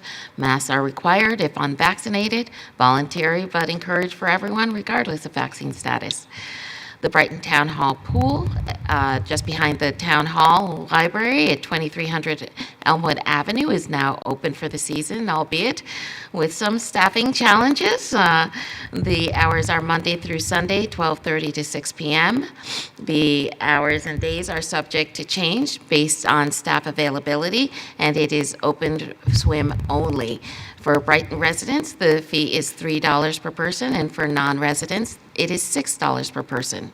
And unfortunately, as we are going through this heat wave, the pool does currently have a staffing situation. They have to have 3 people to open, and these are, in many cases, high school and college students who have travel plans with their family, or in some cases are back to school. So for the next couple days, unfortunately, they do not have 3 people to be open. So they will be open again a week from tomorrow. Terribly sorry to hear that. They are doing their best, and Yes. obviously staffing issues are a problem throughout Absolutely. society these days. Absolutely. Our summer concert series, The Bands at Buckland, concluded on August 10th. Again, thank you to all of our sponsors and attendees. As usual, it was a lot of fun. And then another friendly reminder that if you need something from the Brighton Recreation Department, if you have a question, if you're looking for lodge availability or need something else from the Rec Department, please do give them a call. That number is 585-784-5260. They'd be happy to assist you. You can find the Brighton Recreation Department on Facebook. That is www.facebook.com/Brighton Recreation, or on their website, which is www.townofbrighton.org/rec. And then an update from our Parks Department. In the waning summer months, the Parks Department has shifted maintenance focus to trails and playgrounds. The Parks Department is also preparing for the fall youth sports requests. We will have to keep an eye on any evolving COVID-19 protocols in relation to colder weather and indoor season approaching. The town has been operating lodges at capacity to the maximum occupancy, so that represents 90 people indoors at both lodges. We are, however, still encouraging masking at all indoor town facilities regardless of vaccination status. The next meeting of the Community Services Committee will be next Wednesday, August 18th at 9:30 a.m. at the Brookside Recreation Center Multipurpose Room. As always, members of the public are invited to attend. We will be masking and adhering to occupancy standards, so if you do have an interest in attending, we ask that you do contact our Recreation Department. Again, that number is 585-784-5260, extension 0, just to let us know that you'll be joining us so that we can safely accommodate everyone. That's all I have. Thank you. Thanks, Robin. Jason, Finance. Yes, Bill, thanks. The Finance and Administrative Services Committee met last Wednesday, August 4th. Each of the items that were presented in the committee appear on tonight's agenda and will be voted on and discussed. The other items that we discussed were the upcoming budget workshop schedule. The budget workshops will be held on Wednesday, August 18th and Wednesday, August 25th, both starting at 4 o'clock, with a slated time to end at about 6 o'clock, hopefully if we stay on schedule. The workshops will provide an opportunity to discuss the 2022 department heads' budget requests with the town board. And of course, we're gearing up for adopting the budget later this fall. Our next meeting will take place on Wednesday, August 18th. We will meet at 8:30 in the morning here in the main auditorium at Town Hall, and the public is invited to attend. Thanks very much, Jason. Christine, Public Safety? Yes, Public Safety Committee met yesterday morning here in the auditorium. We had Brighton resident Christine Petrenko address the committee about organizing a 5K race and family picnic for spectrum disorders, as September is the month in which we mark Fetal Alcohol Spectrum Disorder Awareness Month. The event is scheduled for Saturday, September 11th at Meridian Center Park from 10 a.m. to 1 p.m. Ms. Petrenko and the organizers expect about 50 to 100 participants. They invite community members to participate as well. They will be running the Erie Canal path for the race course, so there will not be any conflict with traffic, and they will have a lovely view as they run. Another Brighton resident, Leah Goldman, addressed the committee on behalf of Brighton Stands Against Anti-Semitism, or BSAA, an informal grassroots group which was formed to raise awareness of and educate the community on anti-Semitism. She submitted educational material and model resolutions from the International Holocaust Remembrance Alliance for consideration by the committee and the board. In updates from the public safety agencies, Brighton Ambulance informs us that Brighton Volunteer Ambulance responded to a total of 631 requests for service throughout the month of June, with a total of 290 being within the Brighton Ambulance District. A total of 150 requests for mutual aid were received for surrounding ambulance districts, and total Brighton Volunteer Ambulance requests for service up through July 31st is 3,911, representing an increase of 16.2% over 2020. There was considerable discussion about the balance of service within Brighton versus aiding nearby communities. BVA leadership assures Brighton residents that they will not be caught short in circumstances where they're called to serve other communities. They've made scheduling arrangements to ensure continued service to the community. Brighton Fire Department reports 1,249 calls year to date, with nothing of major significance this past month.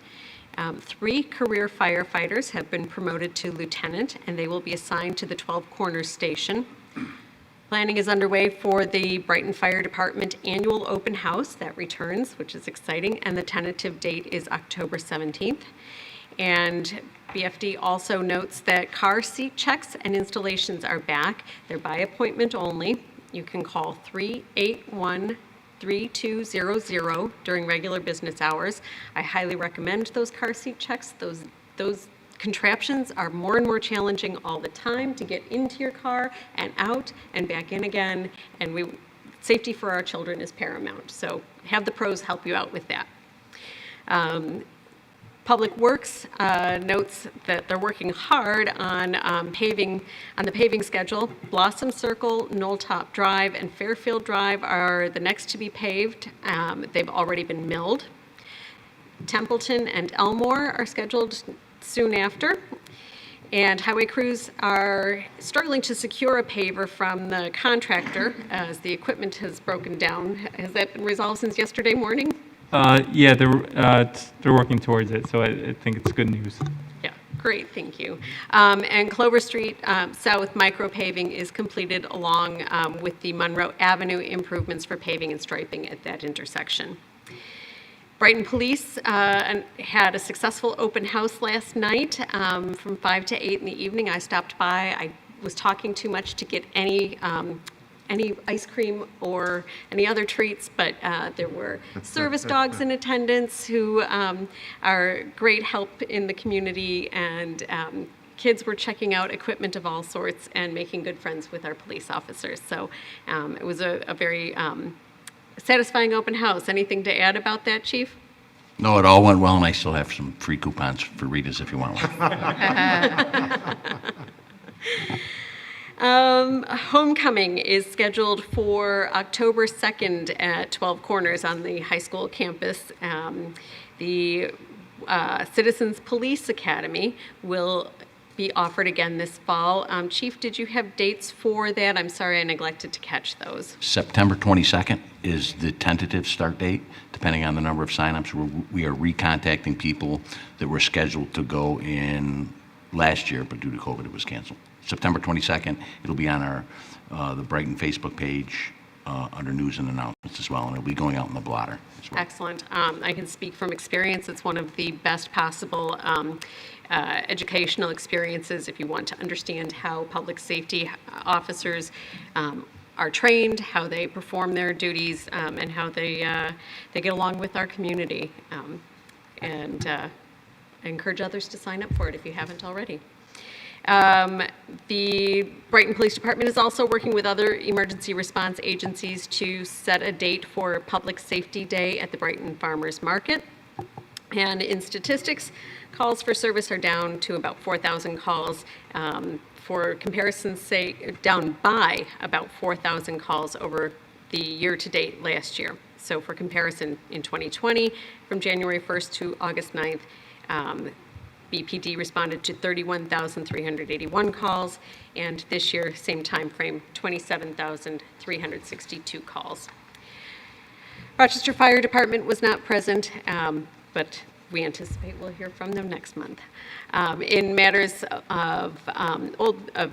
in business matters, school speed limit discussions, we will be convening a group of interested residents who will help to review the school speed limits and other safety factors around the schools throughout the community, public and private. Summertime is not the time to try to schedule one of these meetings, but we'll get there, maybe when school starts. The goal being to achieve consistency in safety instructions around the schools. In the matter regarding traffic safety at Elmwood, David Avenue, John Zarber intersection, the discussion has shifted because of the anticipated reconstruction of Elmwood Avenue with the addition of a cycle track and the potential for additional safety traffic configurations. In the matter of a request for no parking along Schilling Road at the roundabout and turnaround area, I've been meeting with a neighborhood leader, Wendy Gonzalez, to review some potential improvements to the traffic circle and to gather neighbors into a more communicative forum to come up with their own solutions for some of the traffic challenges there. So This may shift from a public safety traffic matter into a community movement towards being kinder when they're parking there. We'll continue to report on that. Another neighborhood that has come together very cohesively to seek some safety modifications. Brittany Circle residents did not accept the option to lower the posted neighborhood speed limit. However, they were very pleased by the idea of posting a driver information sign for awareness of a sharp curve ahead with a posted suggested speed limit of 10 miles an hour. That does not require town board action, and DPW will be proceeding with the installation of that sign shortly. Traffic concerns on Warren Avenue. Brighton Police Department continues to monitor and collect traffic data for speed and volume in response to traffic and cut-through concerns on Warren Avenue. And to date, there's been no notable change in speed or volume, whether increase or decrease. Resident Barb Snyderman spoke to the committee about concerns about street crossings along the Auburn Trail. She addressed us regarding pedestrian and bicycle safety, traveling from the town of Pittsford to and through the town of Brighton. The active caution control lighting installed is manually activated by pedestrians or cyclists, and Ms. Snyderman notes that drivers do not always respond to the alert that a walker or biker will be crossing the roadway at Highland, Elmwood, Clover, and what am I missing? There's one more. Ellen's Creek. Ellen's Creek, yes. I personally have experienced the same. It's a learning curve. Hopefully the learning curve does not include any unfortunate incidents, and thankfully Everett Garcia is going to be checking on the duration of the lights, how long they flash after activation, so it's clear if there's enough time to cross a couple lanes of roadway. And he'll also be checking with the Monroe County Department of Transportation to see if there are additional measures that can be installed to increase visibility and warn drivers of high volume pedestrian crossings. The good news is lots of pedestrians, lots of bicyclists. The challenging news is drivers need to be mindful of that. Pardon me, a little bug flew in there. It's probably the sign that I should wrap up. Here's the last matter.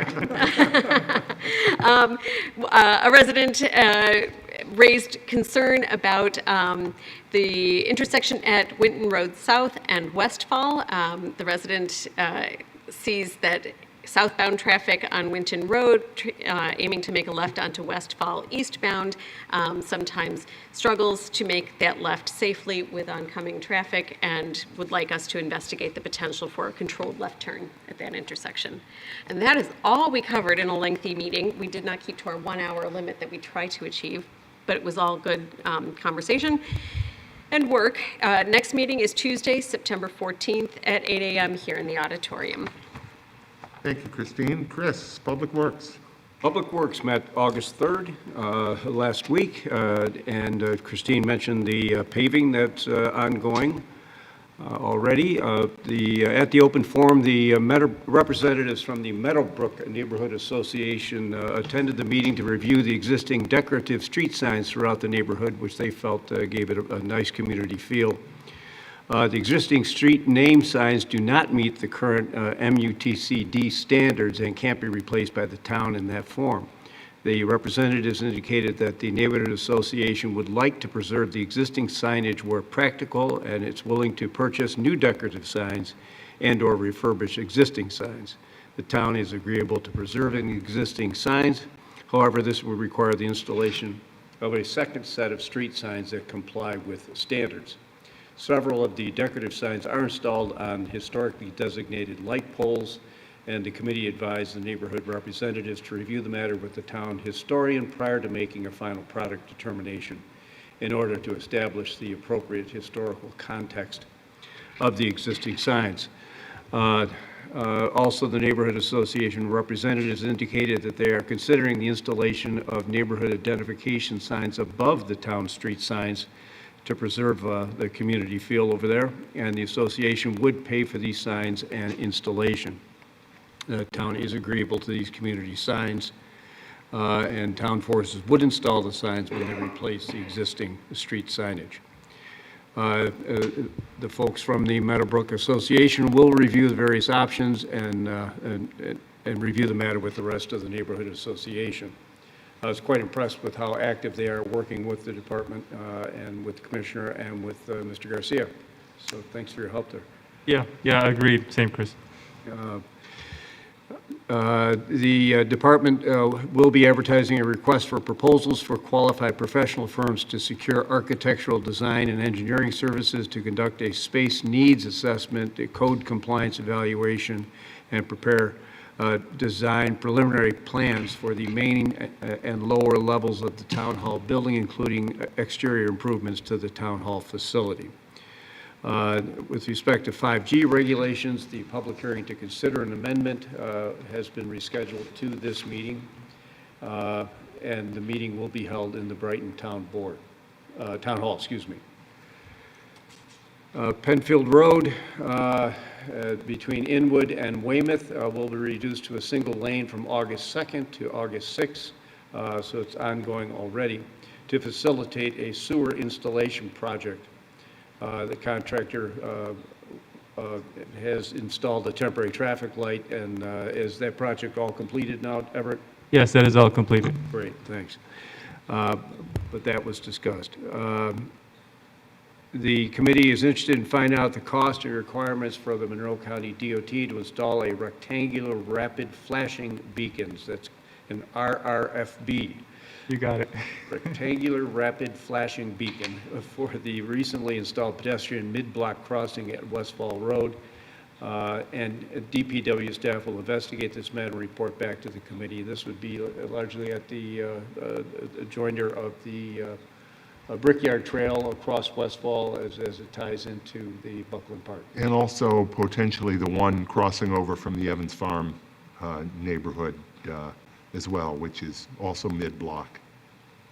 Which would be helpful, and those are along the lines of what which are installed on the Auburn Trail already. Next committee meeting is September 7th at 9 o'clock a.m., and we look forward to seeing whatever members of the public have an interest.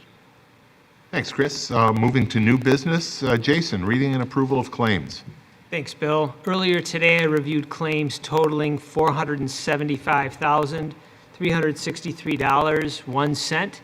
Notable claims include, on a hot night like tonight, to American Rock Salt Company, in the amount of $12,873 as payment for 115 tons of road salt for the upcoming season per New York State contract. Also to Earth Tech Developers, LLC, in the amount of $121,954.96, representing partial payment for the French Road sidewalk improvements, less retainage. Also to the Sky Coasters, the amount of $3,800 for music for the 4th of July celebration. Also to Birchcrest Tree and Landscape, in the amount of $71,546.08, representing payment for bucket truck rental with operator for tree trimming operations and also for tree removal services.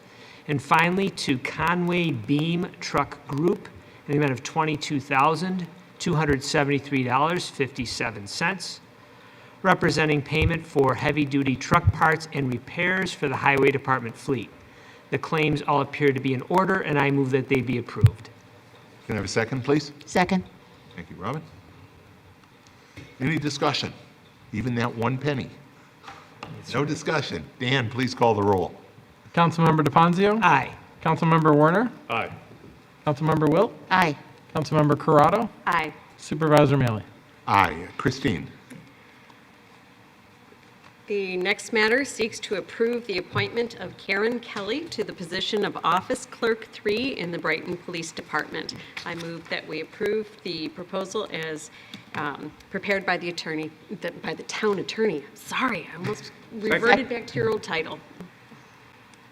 Did I hear a second, Chris? Yes. Thank you. Chief, if you want to talk about this hire briefly? Sure, as you know, we have, it will be brief. As you know, we have 2 openings in our records division, a lot of turnover. Karen comes to us from the Brighton High School. She has a bachelor's degree. I think she will perform exceedingly well, just based on the interview. She will be starting Monday with your approval tonight, and I think she'll make a fine addition to our records department. Thank you. I look forward to meeting her. Any further discussion? Hearing none, we have a motion and a second on that appointment. Dan, please call the roll. Councilmember DeFazio? Aye. Councilmember Werner? Aye. Councilmember Wilt? Aye. Councilmember Corrado? Aye. Supervisor Mealy? Aye. Well, I don't know who to give this one to. Yeah, who's gonna? Jason, why don't you take this? All right. As we discussed at Finance last week, the next matter seeks to approve a budget amendment to transfer $498 from the Office of the Supervisor's Miscellaneous Expense Account to Office Furniture Account for the purchase of an executive office chair. I move we adopt the resolution as prepared by the attorney to the town, or the town attorney, excuse me. Second. My old chair. Gary fixed it once, but it really gave up the ghost after over 10 years. We have this chair already. I was surprised actually at how reasonable the price was. So I appreciate your support for keeping me sitting in the new chair that you've seen in my office. Now, was that chair new when you took office, or was that Sandy's chair before? It was about the same time. About the same time. So I only got 10 years out of it. Huh? Yeah.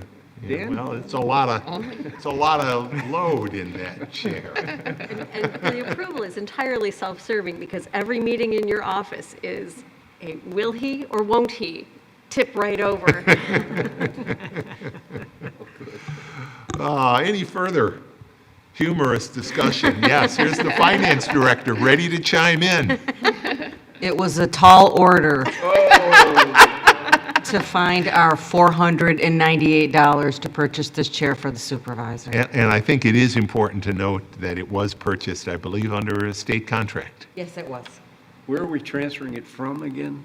From the Well- miscellaneous expenses? So miscellaneous, yeah, we're going to sneak it out of one line and put it in the furniture line. And I appreciate Paula and everybody else who's making it possible. No further discussions, I hope. Anything further? Dan, please call the roll. Councilmember DeFazio? Aye. Councilmember Werner? Aye. Councilmember Wilt? Aye. Councilmember Corrado? Aye. Supervisor Mealy? Aye. Next, Jason. Yes, next matter seeks to authorize a bond resolution in the amount of $500,000 for the purchase of a fire truck to be utilized as part of the new portion of the Henrietta Fire District upon dissolution of the West Brighton Fire Protection District. I move we adopt the resolution before us. Second.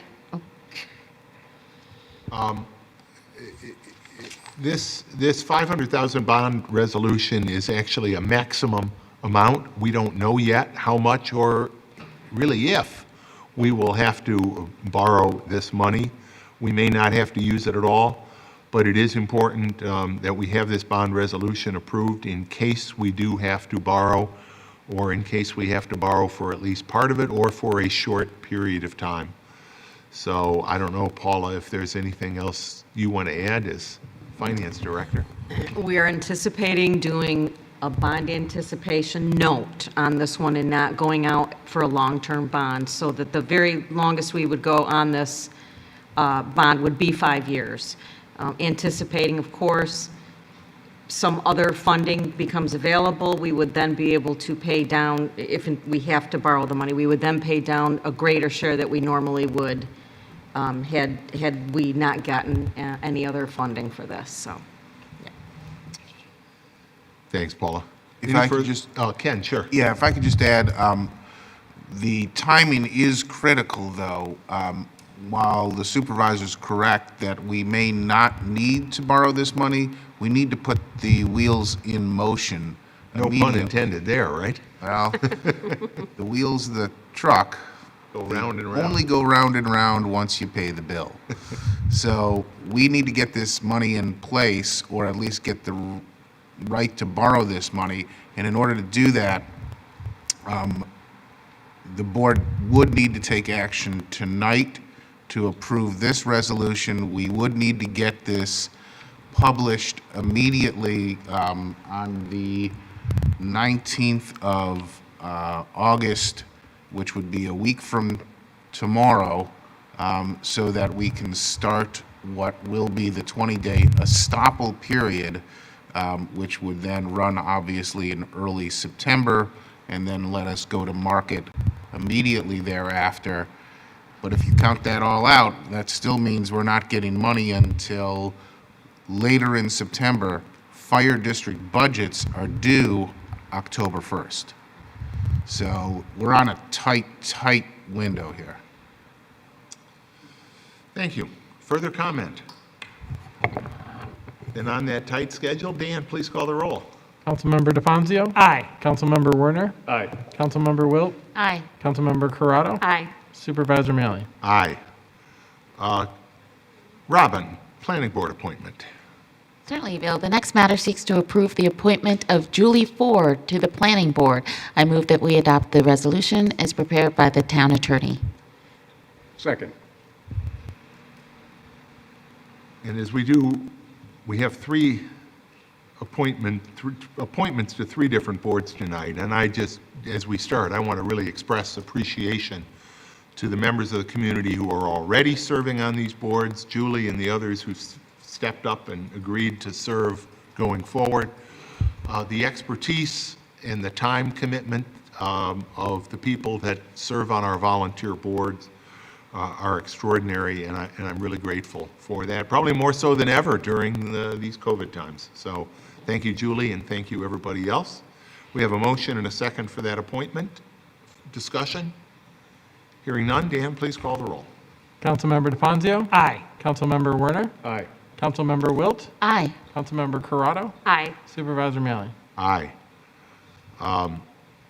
Chris, why don't you handle the CBA? With respect to appointment to the Zoning Board of Appeals, I move that we adopt the resolution appointing Heather McKay Drury to the Zoning Board of Appeals in accordance with the resolution before us. Second. And again, thank you, Heather, for agreeing, for coming in for an interview and agreeing to serve. We greatly appreciate it. Further discussion?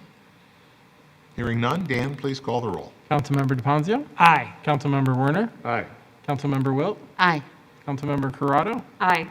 Supervisor Mealy? Aye. And I'll go back to you, Robin, for the SOC appointment. Certainly. On the matter that seeks to approve the appointments of William Bear and William Brower to the Sustainability Oversight Committee and the expansion of the Sustainability Oversight Committee to not more than 8 members, I move that we adopt the resolution as prepared by the town attorney. Second. We had just a wonderful a group of candidates interested in serving on the SOC, some very different expertise, but I think we really have got 2 fantastic new appointments, and I think they'll fit in. I know in particular bringing expertise in composting, Yes. Which is something that is very much something we'd like to see able to be done on a curbside basis. We've been doing for years what other towns are now sort of piloting, Yes. taking it into the farmer's market, taking it into a drop-off point.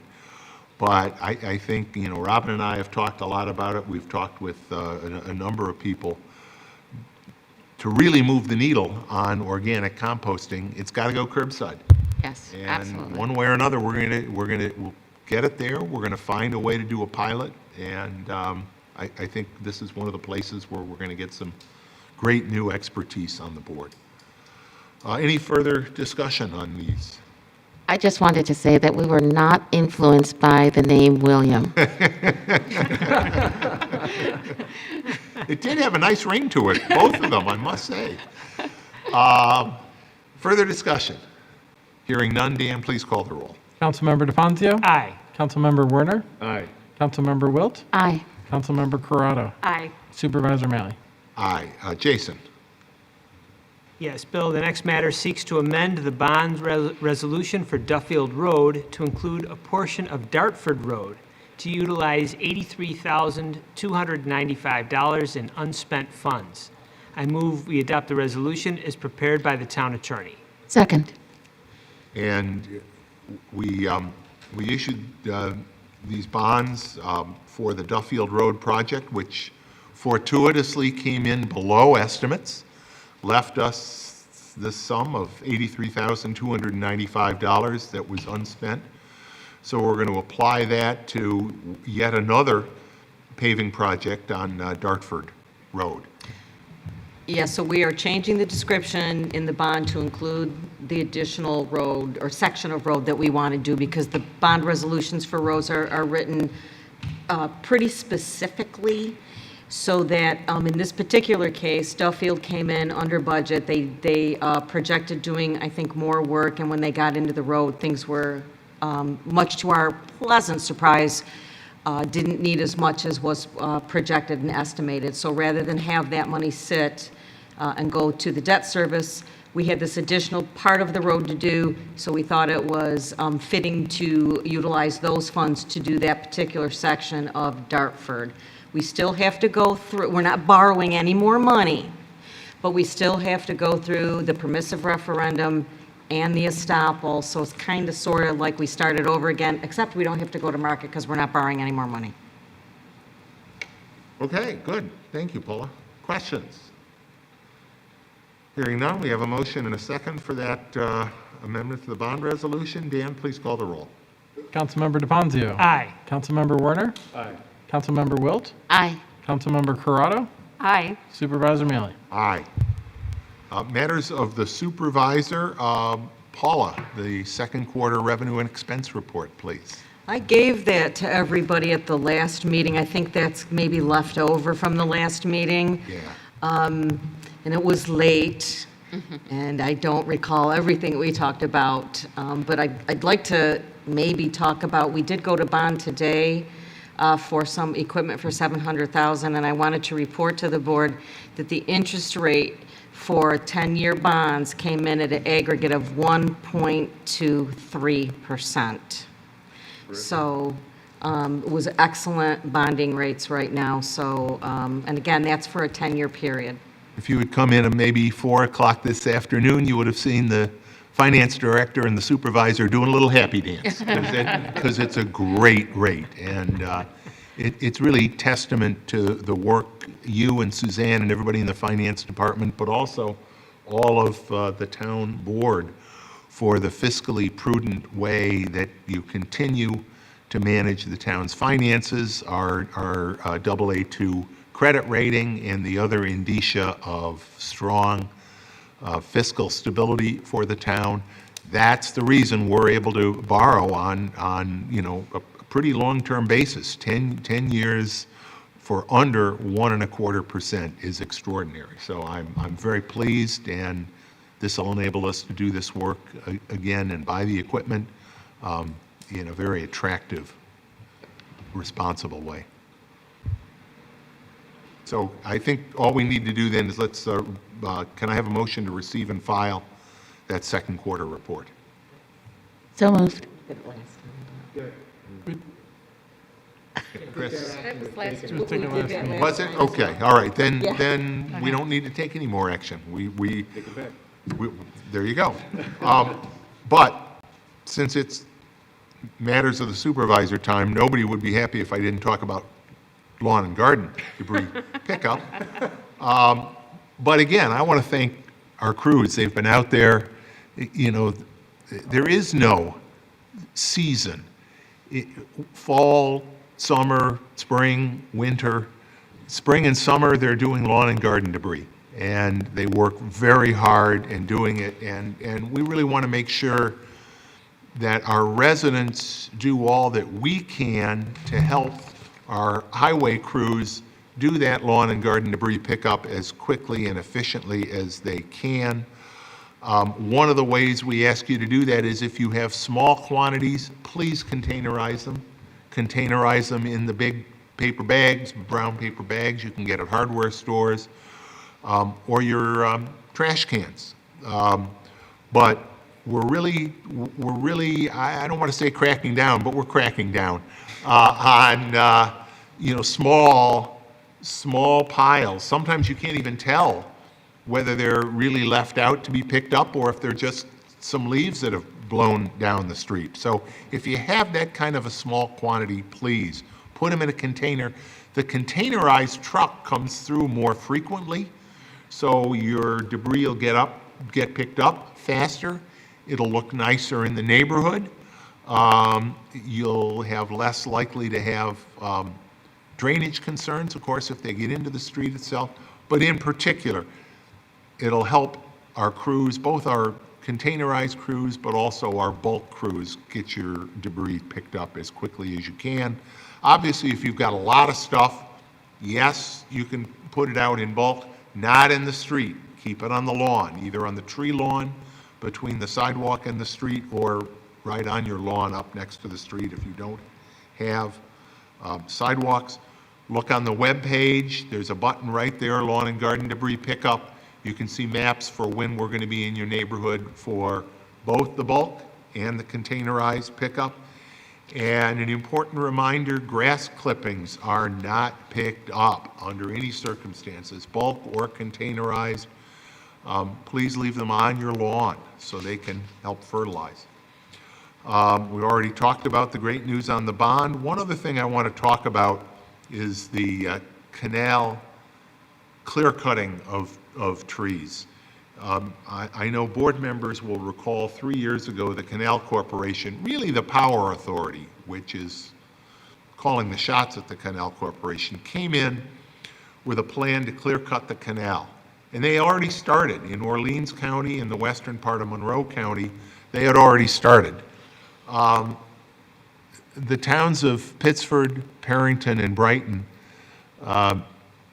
the three of us supervisors had the opportunity to talk about it. We heard from folks their concern with this project. We looked at the material that the state had submitted, and in particular their environmental material, their seeker material, and it was clearly woefully inadequate. So we went into court, got an injunction stopping that clear cutting from continuing. And to their credit, the Canal Corporation acknowledged, yes, they really hadn't followed seeker. They chose not to appeal that decision. But they also sort of warned us that they'd probably be back. And like they said in the movie, they're back. They are again proposing a slightly different plan, but it's still largely clear-cutting trees from Buffalo to Albany, down the canal. And this time they've put more effort into the seeker. Our attorneys are still reviewing that. Actually, Supervisor Smith from Pittsford and his town attorney and Ken and myself had a meeting earlier this week. We've been doing some strategizing on how we want to proceed, but I want to invite everybody in the community, particularly town board members, this coming Sunday at 1 p.m. There's going to be a rally to stop the clear cut from 1 to 3 at the Great Embankment Park in Pittsford. We've spoken with our state officials. I've spoken with Senator Cooney and Assemblymember Clark. Supervisor Smith, I know, is going to be reaching out to Senator Brook and to Assemblymember Marjorie Burns. And I know Jen Lunsford, Assembly member who covers some of the other towns, is aware of it. So we're really going to try to send a message to Albany that there's got to be a better answer than clear cutting a couple of 100 miles of trees and planting a few and then maybe cutting them again in the future. Just so everybody's clear, in the 200 plus years that there has been an Erie Canal, or a barge canal as it was called for some time, not once in 200 years has there been a failure of the canal banks because of trees or any other growth. The only reason that embankments have failed has been human activity. So their proposal is to put more human activity in, cutting a bunch of trees, rather than just letting it be. They've been inspecting it. They're very careful to make sure that there are no safety concerns. We'd like to see that continue. If you share that perspective, join us. Sunday, 1 o'clock, Great Embankment Park.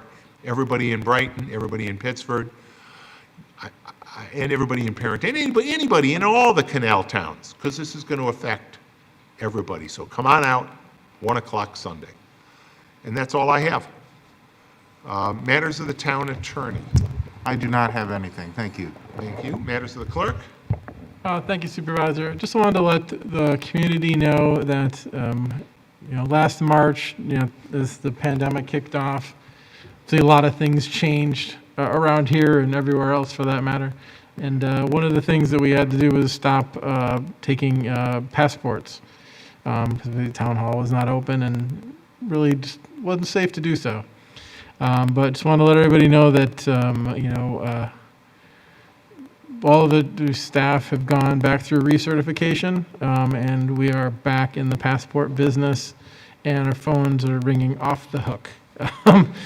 So we are experiencing a strange phenomenon of a huge influx of marriage licenses here in the month of August. Not sure quite what's driving that. Like maybe a lot of fall weddings on the way. So we're fitting in the passport appointments wherever we can. But I should also just prepare people. You can get an appointment with us, but that doesn't mean you're getting a passport. Because the expedited passports right now from State Department are at 12 weeks.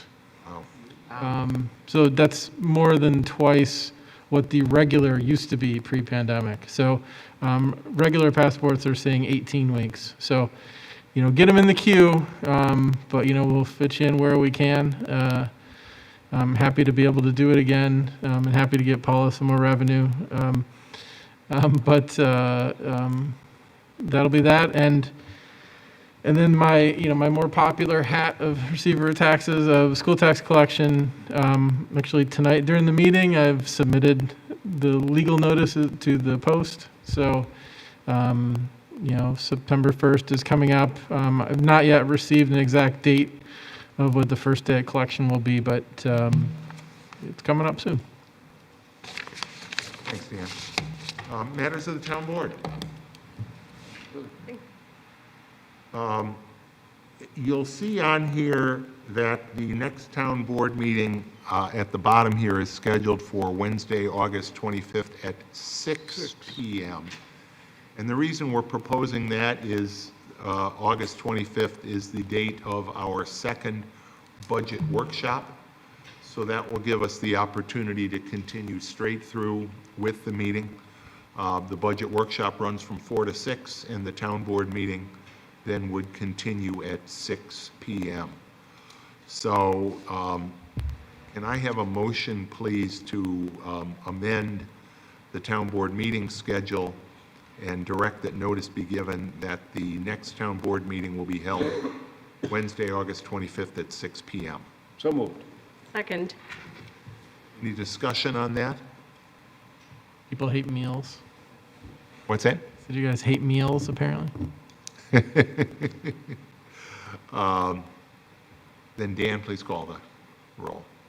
Councilmember DePonzio? Aye. Councilmember Werner? Aye. Councilmember Wilt? Aye. Councilmember Corrado? Aye. Supervisor Maley? Aye. We have no executive session tonight. I want to thank our interpreters again. A fairly long meeting. We always appreciate your work. Thank you, Chief, to your police officers who were here earlier. We appreciate their work, and to the other town staff who helped us with another larger than usual crowd tonight. Supervisor, yes. with respect to moving that meeting to 6 o'clock, I just would like to remind you or the clerk, an announcement to the media should be sent out to comply with open meetings law for that change in time. Yeah, we'll make sure that happens tomorrow. Then can I have a motion to adjourn? So moved. Second. Deanne, please call the roll. Councilmember DeFazio? Aye. Councilmember Werner? Aye. Councilmember Wilt? Aye. Councilmember Corrado? Aye. Supervisor Mealy? Aye. Thank you, everybody. We'll see you at our next town board meeting Wednesday, August 25th at 6 p.m. I would note, however, that we will have budget workshops, and those budget workshops, every department head comes in, presents their budget to the town board. Those are open to the public, although the discussion is really between the board and the department heads. Those budget workshops will be Wednesday, August 18th and Wednesday, August 25th, both at 4 p.m. here at Town Hall. And with that, have a good night. Stay safe.